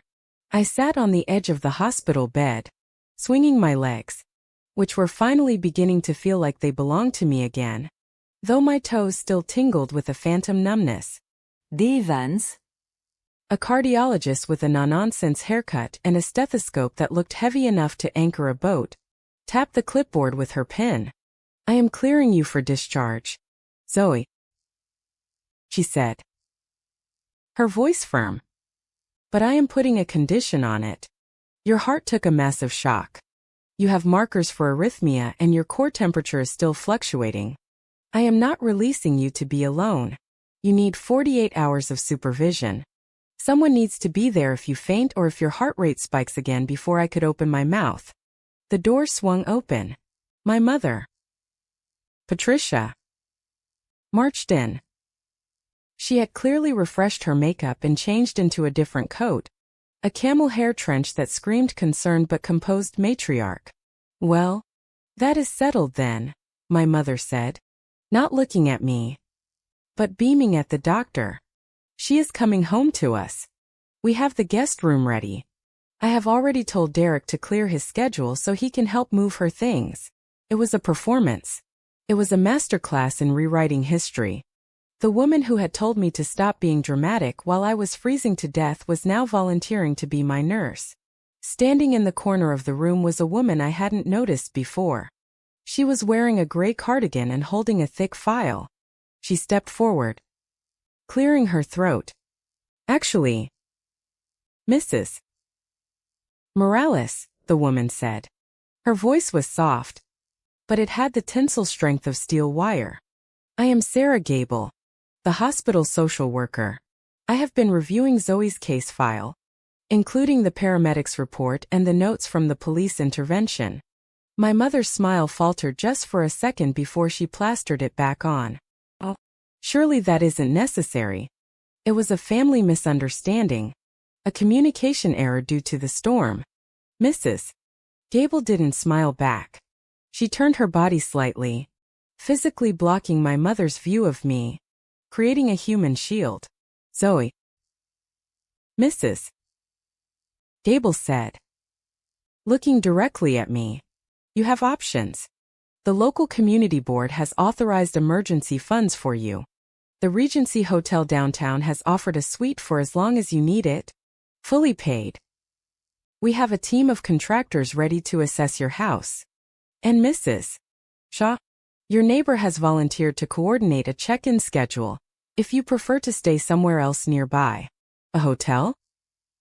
My mother scoffed. A sharp, incredulous sound. That is ridiculous. She has a family. She has a home with us. What will people think if she goes to a hotel? They will think we abandoned her. The room went silent. The air conditioner hummed. Mrs. Gable looked at my mother over the rim of her glasses. Well? She asked. Her voice dangerously calm. Is that true? Did you? My mother gasped. How dare you? We are grieving, too. We are victims of this tragedy just as much as she is. I sat there, gripping the edge of the mattress. My knuckles turned white. I looked at my mother. Her indignation, her fear of public opinion, her complete lack of awareness that she was talking about me as if I were a piece of furniture to be stored. Then I heard it. It wasn't a hallucination. It was a memory so vivid it felt like a whisper in my ear. Don't let anyone tell you you are asking for too much. Renee's voice. Clear. Fear. Unapologetic. If I went with my mother, I would be apologizing by dinner time. I would be saying sorry for almost dying. I would be saying no worries for the inconvenience of my own trauma. I would be shrinking until I disappeared. I took a deep breath. It hurt my chest. But it felt like the first real breath I had taken in days. I am not going with you, I said. My mother froze. She looked at me as if the lamp had just spoken. Excuse me, I said. No. I repeated.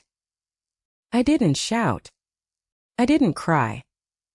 My voice was flat and hard like the frozen ground I had buried my wife in. I am not going to your house. I am not going to let you manage me. I choose the hotel. Zoe. My mother hissed, stepping around. Mrs. Gable.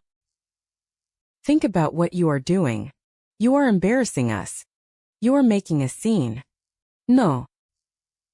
I said I am setting a boundary. You can leave now. My mother opened her mouth to argue, but Evan stepped forward, crossing her arms. The patient has made her choice. Mrs. Morales. If you continue to stress her, I will have security remove you. Her heart rate is monitored, and you are currently a health risk. My mother turned a shade of pale violet. She looked from the doctor to the social worker to me. She saw no allies. She saw no audience she could manipulate. She grabbed her purse. Fine. If you want to be alone, be alone. But don't come crying to us when the bill comes due. She stormed out, the click of her heels echoing down the corridor like gunshots. I let out a breath that felt like it had been held for 30 years. Mrs. Gable smiled at me. It was a real smile. The Regency sent a car. It is waiting downstairs. The hotel was not just a place to sleep. It was a lesson in what care was supposed to look like. When I walked into the suite, the first thing I noticed was the warmth. It wasn't the suffocating dry heat of a hospital. It was a gentle, enveloping warmth. The room smelled of lavender and clean linen. On the desk, there was a basket. It wasn't generic. There was a thermos of homemade chicken soup, a loaf of fresh sourdough bread, and a card. I opened the card. It was handwritten. Morales. We saw the news. We are so incredibly sorry for your loss and for what you have endured. Please let us know if you need anything extra blankets, a different pillow, just someone to bring up tea. You are safe here. The staff of the Regency. I stared at the note. You are safe here. I sat down on the floor right there on the plush carpet and I opened the thermos. Steam rose up smelling of rosemary and broth. I took a sip. It was hot. It was salty. It was perfect. And that was when I broke. I didn't cry because my wife was dead, though pain was a constant dull ache. I didn't cry because my house was destroyed. I cried because a stranger at a front desk had thought to give me soup, while my own mother had only brought me carnations and criticism. I cried because for the first time in my life, I was being taken care of without a price tag attached. I didn't have to earn this soup. I didn't have to promise to be low maintenance to get this heat. I sobbed until my ribs sagged, curling up on the floor, mourning the family I never had, and finally accepting the love of the world that I had been too afraid to let in. The next day, Mrs. Gable suggested a support group. I am not a group person. I had told her on the phone. I don't like sharing. You don't like sharing with your family because they use it against you. She corrected. Try sharing with people who have nothing to gain. So at 7 in the evening, I found myself in the basement of the community center. It was a circle of metal chairs and a coffee urn that rattled when it brewed. There were 8 people. A teenager who had lost his dad, an older woman whose husband had died of cancer, a young man whose partner had been in a car accident. When it was my turn, I didn't want to speak. I looked at my hands. The bandage on my right hand was stark white against my black pants. My name is Zoe, I said. My wife died 5 days ago in Port Allen. Zoe, the group said. It wasn't cult-like. It was just an acknowledgement. We see you. I came home, I continued, my voice trembling. And the pipes burst. I almost froze. I stopped. I waited for them to ask why I didn't plan better. I waited for them to ask why I didn't call a plumber sooner. That's horrifying. The older woman, Martha, said softly. You must have been so scared. I whispered. I called my brother. He told me he was hosting a dinner party. A collective gasp went around the circle. It wasn't theatrical. It was a genuine, visceral reaction to cruelty. He didn't come, the young man asked, his eyes wide. No, I said. And my mom told me I was being dramatic. That is abuse, the teenager said. He said it casually, like he was stating the weather. That is straight-up neglect. I looked up. Nobody was judging me. Nobody was checking their watch. They were looking at me with a mixture of horror and compassion. I thought maybe I was asking too much. I confessed. That's what they always say. Honey, Martha said, leaning forward. You asked for a life raft. They threw you an anchor. That isn't you asking for too much. That is them giving too little. I sat back in my chair. For 35 years, I had been the crazy one, the needy one, the difficult one. In 1 hour in a basement with strangers, the gaslighting of a lifetime began to dissolve. I wasn't the problem. I never was. I went back to the hotel feeling lighter. The grief was still there, a heavy stone in my pocket, but the shame was gone. I was sitting by the window watching the snow fall on the city streets, when my phone rang. It was a number I didn't recognize. I almost let it go to voicemail, thinking it was a reporter, but something made me answer. This is Zoe, I said. Morales. This is Mark Henderson. I'm the lead investigator for your homeowner's insurance policy, Mr. Henderson. I said. Do you need a statement about the water damage? I have the police report, he said. His voice was dry, professional, but there was an edge to it. And I have the preliminary findings from the fire marshal. But I needed to verify something with you personally. Okay. We pulled the cloud data from your smart thermostat, he said. The manufacturer cooperated with us due to the criminal nature of the inquiry. Criminal.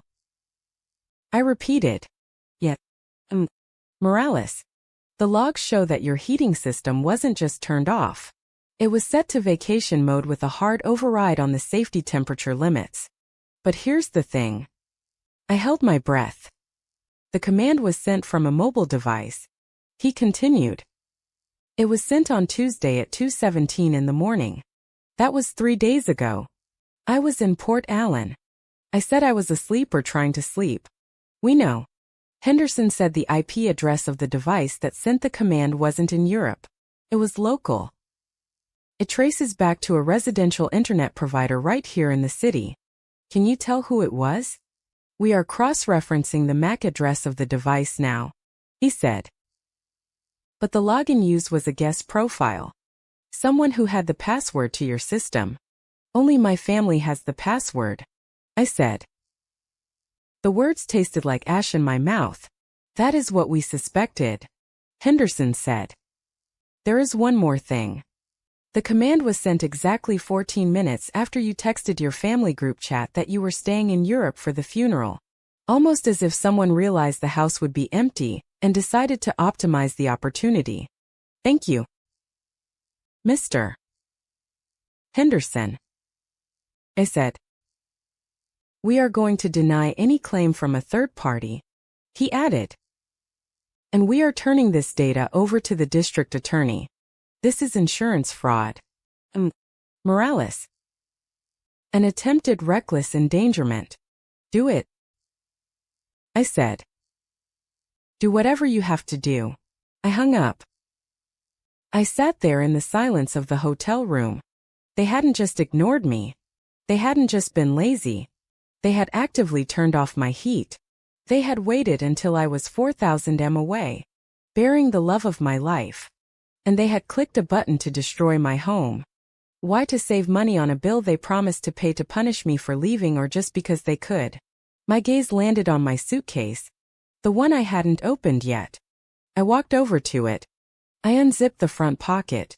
Inside, tucked between the layers of black fabric, was the cream-colored envelope Renee had given me the day she left. If anything happens, open this when I get back. She wasn't coming back, but she had left this for me. I broke the wax seal. It crumbled in my fingers. Red dust falling onto the hotel carpet. Inside was a single sheet of paper and a silver USB drive. I unfolded the paper. Renee's handwriting was jagged. Hurried. Zoe. If you are reading this, it means I'm gone or something has gone very wrong. I hope I'm just being paranoid. I hope we are laughing about this over wine in 10 years. But I know your brother and I know your mother. I have seen the way they look at our house. They don't see a home. They see an asset. Derek asked me once how much equity we had. He asked me if your life insurance policy was up to date. I didn't tell you because I didn't want to hurt you. But I started recording things. The conversations when they thought I wasn't listening. The emails Derek sent to my work address by mistake. I also set up a mirror server for the house data. Even if they wipe the logs, I have the backups. If they do anything to the house, if they try to take anything from you, I have proof. It is all on this drive. Don't let them win. You are the strong one. You always were. Love R. I held the letter to my chest. I closed my eyes and felt a tear track down my cheek. Renee had been fighting a war for me before I even knew the battle had started. She had protected me from beyond the grave. I picked up the USB drive. It was cold and heavy in my hand. I walked over to the desk and plugged it into my laptop. The folder popped up on the screen. It was titled simply for Zoe. I opened the first file. It was a video. I clicked play, and as the image flickered to life, I saw my kitchen. I saw a figure standing by the thermostat. A figure wearing a coat I recognized. If they do anything, I whispered to the empty room, repeating Renee's words. I looked at the screen. I looked at the face of the person sabotaging my home. They did, I said, my voice turning to ice. And now I am going to bury them. The digital glow of the laptop screen was the only light in the hotel suite. Outside, the city of Brinewood was sleeping under a fresh layer of ice. But inside room 412, the air was electric with the heat of revelation. I sat at the mahogany desk, a cup of cold coffee untouched beside me. My eyes locked on the file directory of the silver USB drive Renee had left me. She had named the folders with her characteristic precision. House systems. Financials. Backup logs. I started with house systems. Renee had been an engineer. She didn't trust the cloud alone. She had wired a redundant backup for our security system, a hard drive hidden in the false bottom of the media cabinet in the living room that mirrored everything the camera saw. Even if the internet connection was severed, the USB contained the encryption key to access that drive remotely. I typed in the password she had written on the paper blue hydrangea. The screen flickered and a timeline appeared. It was the footage from the doorbell camera. I scrolled to Tuesday, the day of the funeral. The day the Morales family claimed they were too busy to help me. The official log from the security company had shown a gap. Connection lost. But Renee's backup told the truth. At 2:17 in the morning, a figure approached the front door. The street was dark. The storm already whipping snow across the lens, but the night vision was crisp. The figure was wearing a heavy parka with the hood pulled up. They didn't knock. They didn't ring the bell. They reached into their pocket and pulled out a key. My breath hitched in my throat. Only 3 people had a spare key. Me, Renee, and my mother, who kept one in her safe for emergencies. The figure unlocked the door and stepped inside. As they turned to close the door, the infrared light caught the side of their face. It was just a sliver of profile, a sharp jawline, a specific arrogant tilt of the chin. I paused the video. I zoomed in. The coat. It was a North Face parka, black with a gray logo on the shoulder. I had bought that coat for Derek 2 Christmases ago. I checked the timestamp again. 2:17 in the morning. At 2:17 in the morning on Tuesday, Derek had told me via text that he was preparing for a client meeting the next day. My mother had said she was at her bridge club's late-night gala. Neither of them was hosting anyone. Derek was in my house. I watched him walk through the foyer. He didn't turn on the lights. He used the flashlight on his phone. He moved with purpose. He didn't look like a brother checking on a house. He looked like a thief casing a joint. He walked straight to the hallway thermostat. The camera angle from the living room caught him clearly. He stood in front of the device. He tapped the screen. He held his phone up to it, likely pairing it or following instructions. He stood there for 40 seconds. Then he walked to the kitchen. He opened the junk drawer, the drawer where we kept the cash and the documents. He rifled through it. I saw him pull out a thick manila envelope. He tucked it inside his coat. Then he walked to the basement door and disappeared downstairs. He emerged 10 minutes later. He looked around one last time, patted his pocket, and left. I sat back in the hotel chair, my heart hammering a frantic rhythm against my ribs. This wasn't negligence. This wasn't a family being cold or lazy. This was a break-in. This was a premeditated attack. But why Derek had money? Or at least he projected the image of money. He drove a luxury sedan. He wore Italian suits. Why would he break into his grieving sister's house to turn off the heat and steal a folder of papers? I opened the next folder on the USB financials. Renee had scanned everything. Our tax returns, our insurance policies, and the deed to the house. I looked at the scan of the deed. It was standard. Both our names were on it. Clear title. Then I remembered the envelope Derek had taken. It was the one where we kept the physical copies of our most important documents. I picked up my phone and called Henderson, the insurance investigator. It was 3 o'clock in the morning. I didn't care. He answered on the 4th ring, his voice thick with sleep. This better be good. Morales, I have video, I said. I have video of my brother entering my house at 2:17 in the morning on Tuesday. He tampered with the thermostat and he stole documents. I could hear Henderson sitting up. The rustle of sheets. Send it to me now. There is more. I said he went into the basement. The fire marshal said the pipes were tampered with. He cut the insulation. Didn't he? The report confirms tool marks on the copper, Henderson said. His voice sharp now. Morales. This is true. Your brother didn't just cause a leak. He engineered a catastrophe. Why? I asked. What is the gain? Usually. Henderson said. Money.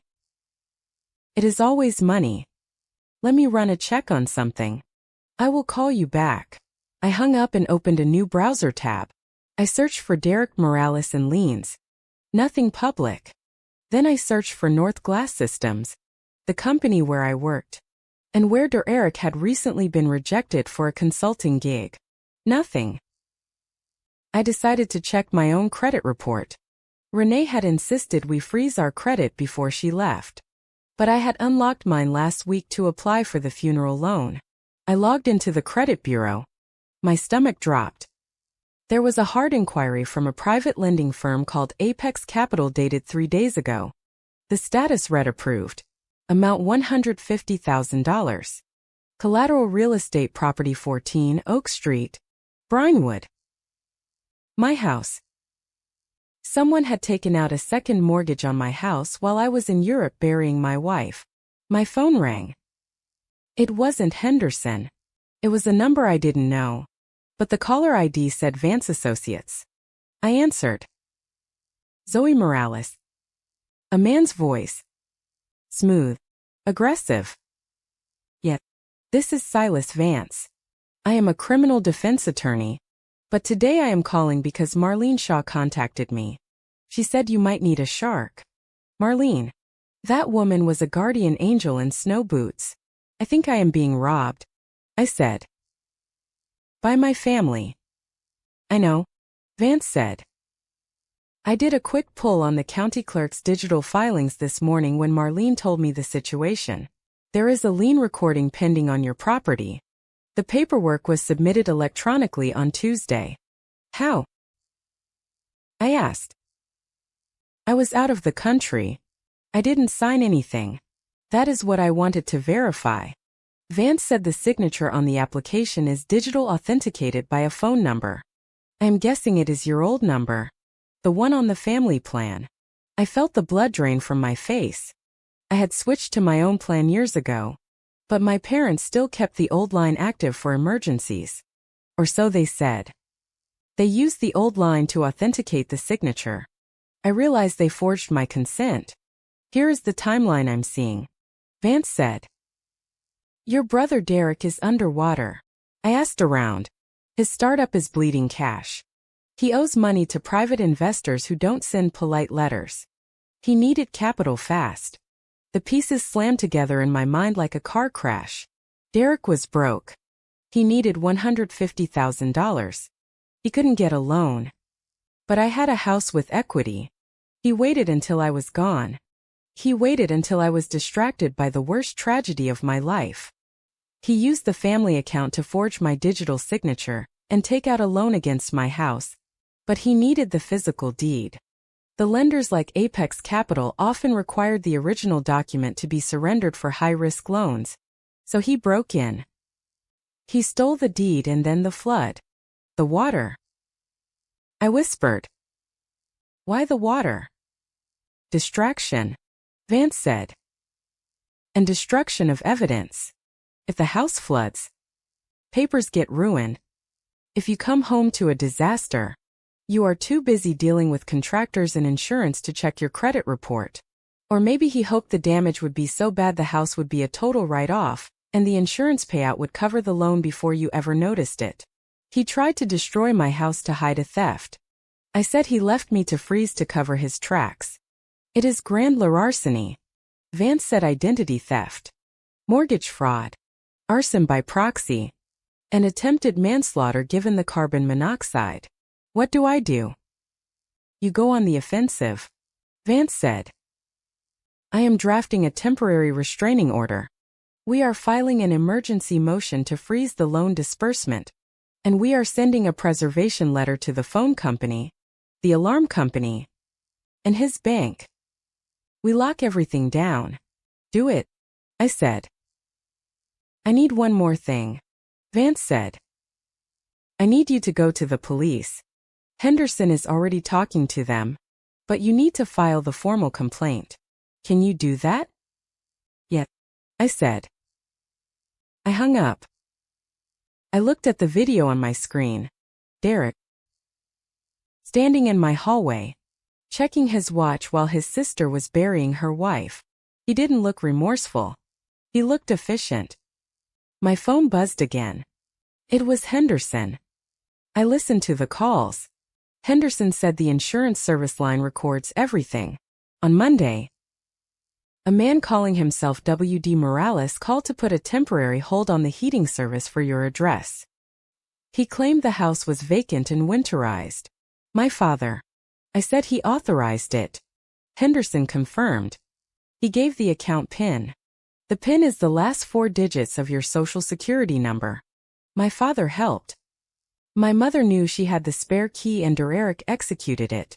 It wasn't just Derek. It was the whole family. They had held a meeting. They had decided that Zoe's grief was a financial opportunity. They had decided that my life was less important than Derek's debt. I felt a cold rage settle in my chest. It wasn't the frantic panic of the flood. It was a glacier. Heavy. Unstoppable. I opened my email.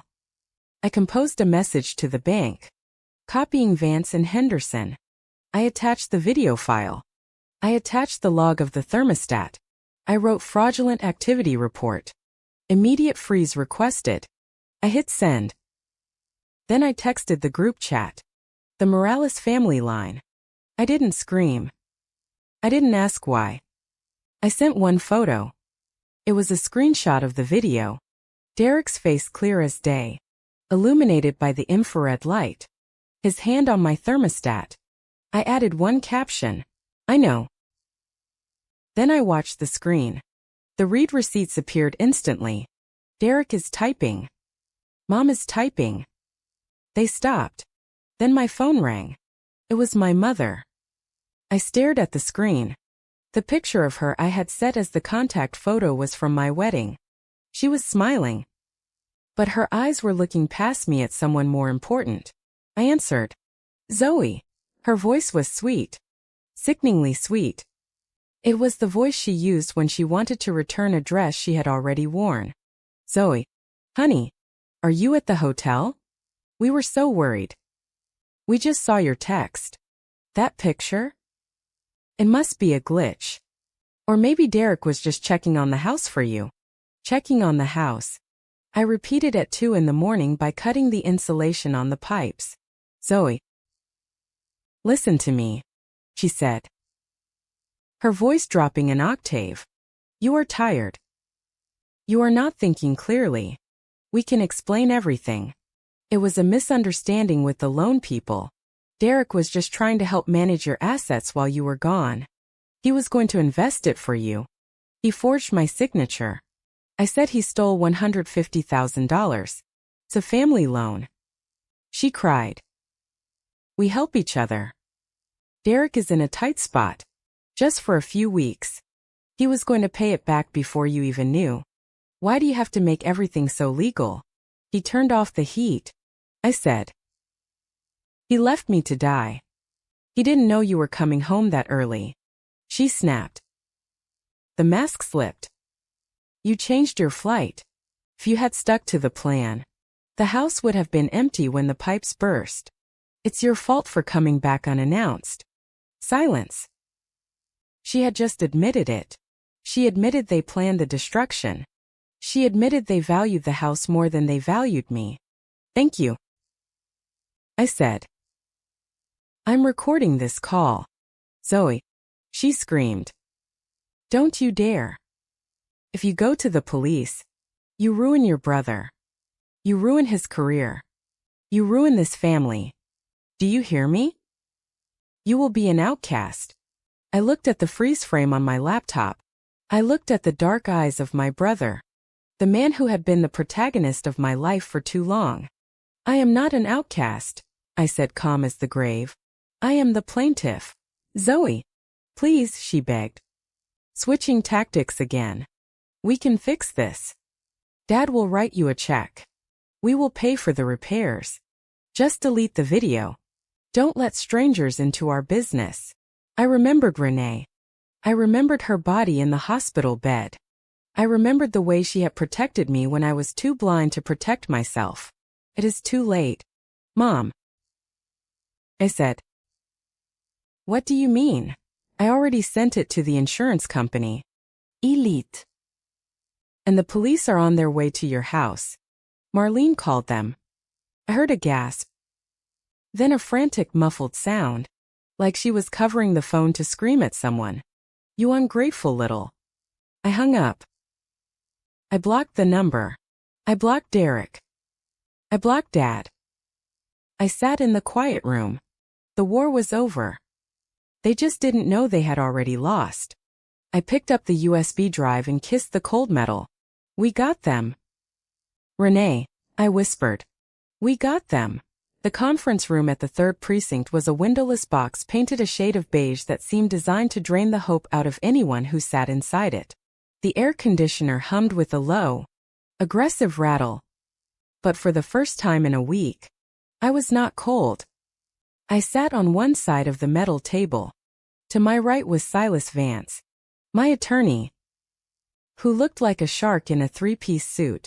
To my left was Mark Henderson, the insurance investigator, who had a stack of files in front of him thick enough to stop a bullet. Across from us sat the Morales dynasty. Derek looked smaller than I remembered. He was wearing his best navy suit, the one he wore to close deals. But his tie was slightly crooked, and there was a sheen of sweat on his upper lip. Mom was next to him, clutching a handkerchief, her eyes darting around the room as if searching for an exit or a camera crew.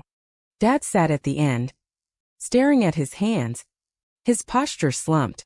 Their lawyer, a man named Sterling, who charged $500 an hour, opened his briefcase. My clients are cooperating voluntarily, Sterling said, his voice smooth. But I must insist that this misunderstanding be cleared up quickly. Mr. Morales has a business to run. The accusation that he robbed his own sister is, frankly, hysterical. It is a symptom of Zoe's grief. Grief? I repeated. The word tasted like iron. Zoe is clearly unwell. Derek cut in. He leaned forward, flashing a smile that didn't reach his eyes. Look, Joe. I get it. You lost Renee. You are spiraling. You imagine seeing someone in the house. You are looking for someone to blame for the pipe bursting. It is a technical glitch. The thermostat malfunctioned. It happens. A glitch, I said. I nodded to Silas. Silas placed the laptop on the table and spun it around. This is not a glitch, Silas said. He pressed play. The video from the hidden backup server played. The infrared footage was crisp. It showed Derek entering the house. It showed him walking to the thermostat. It showed him pulling the papers from the drawer. It showed him wiping his fingerprints off the handle before he left.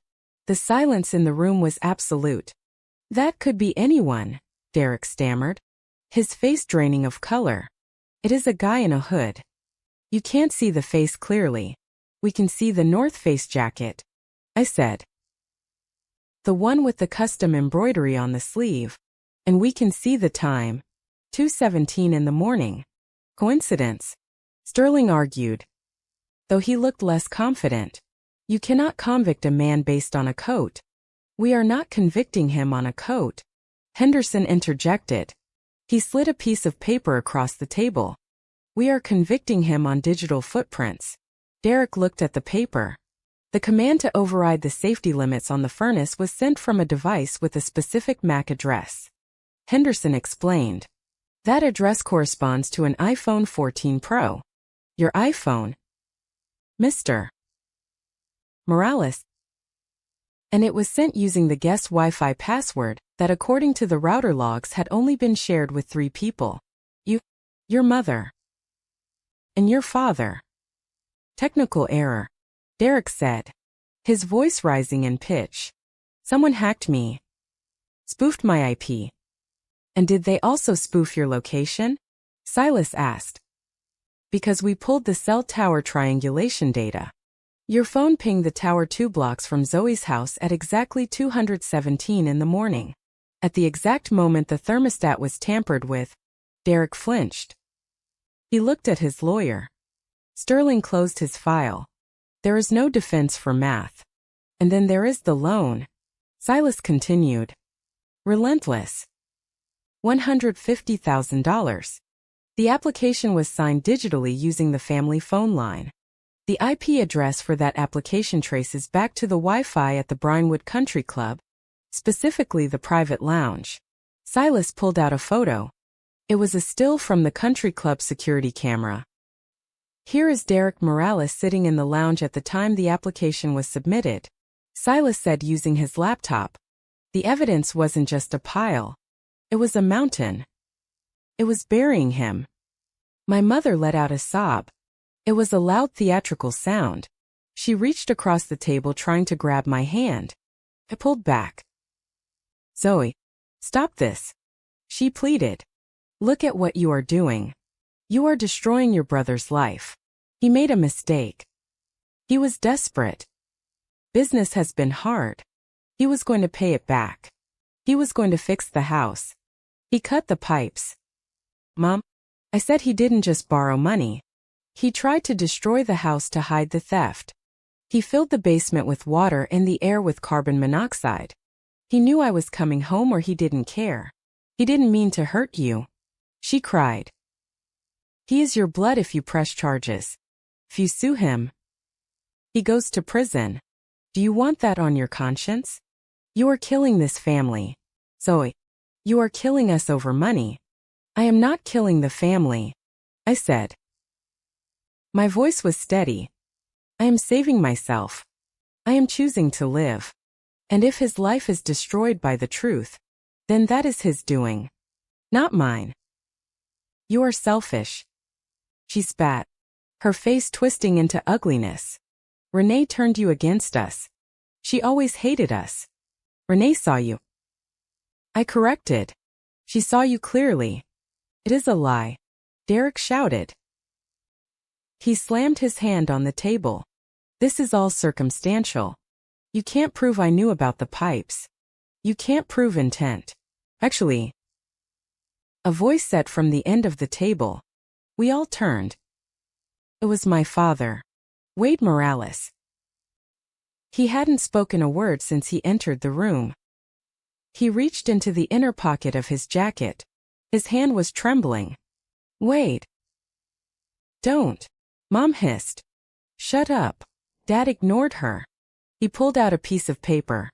It was a folded, crumpled invoice. He slid it across the table to the detective. What is this? The detective asked. It is a receipt, Dad said. His voice was quiet. Raspy. From a handyman. A guy Derek knows.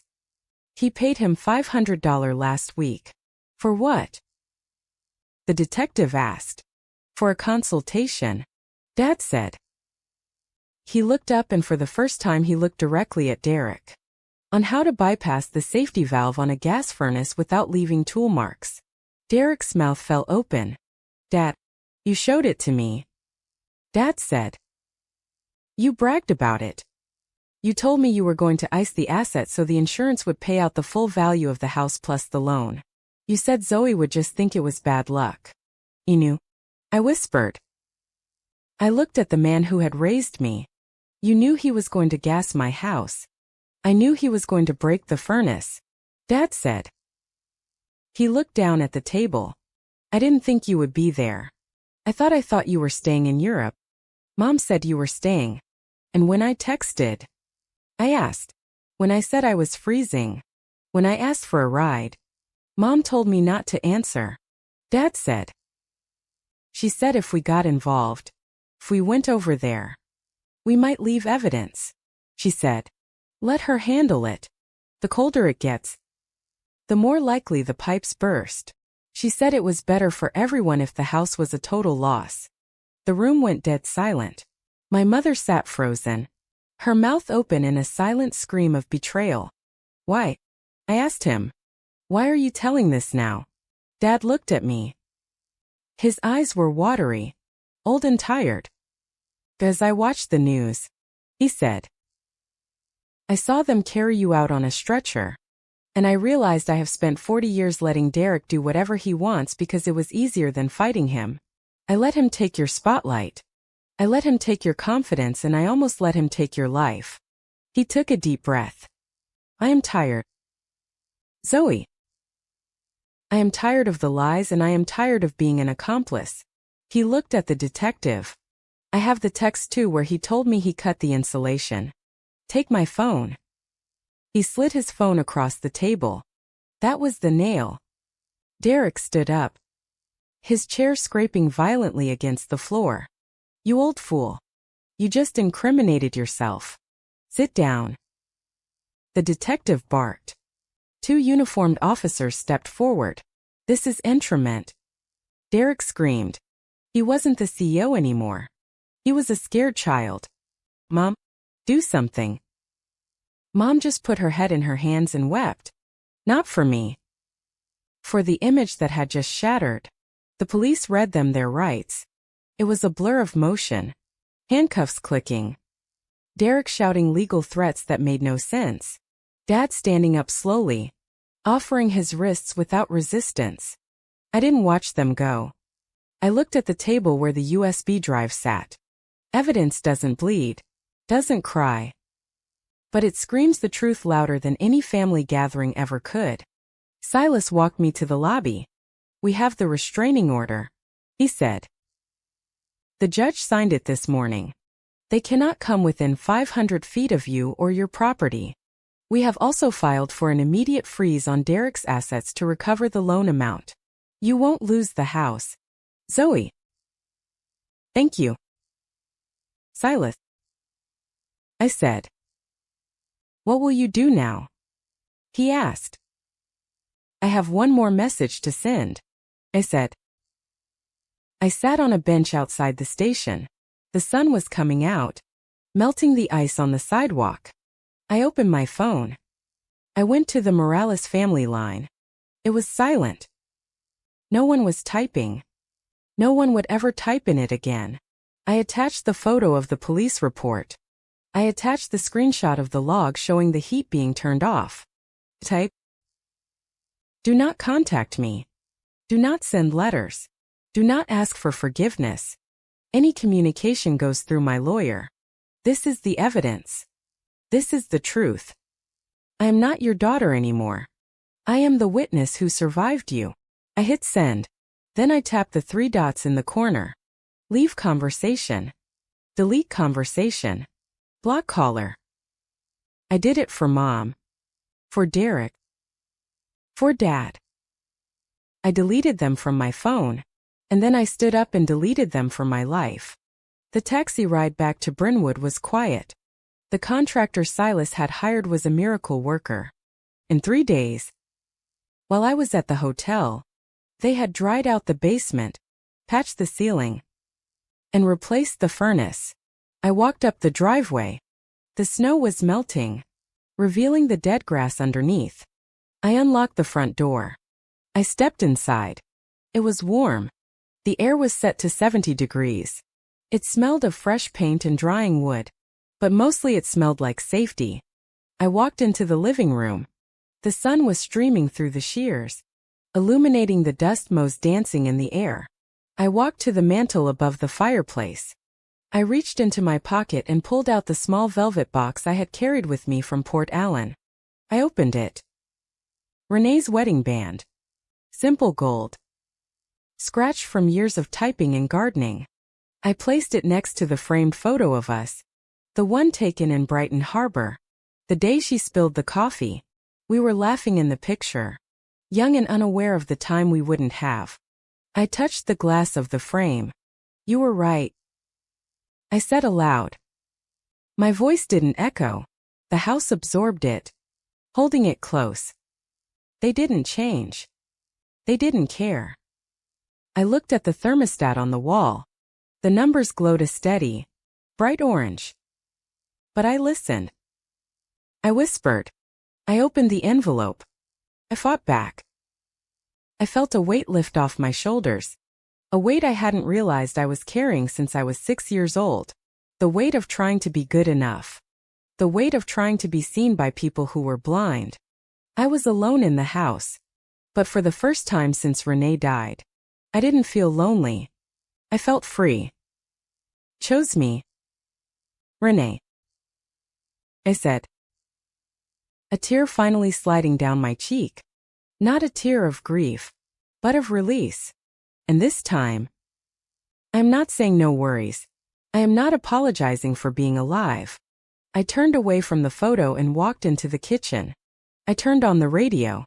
Jazz filled the room. I was going to make coffee. I was going to drink it hot. And then I was going to live.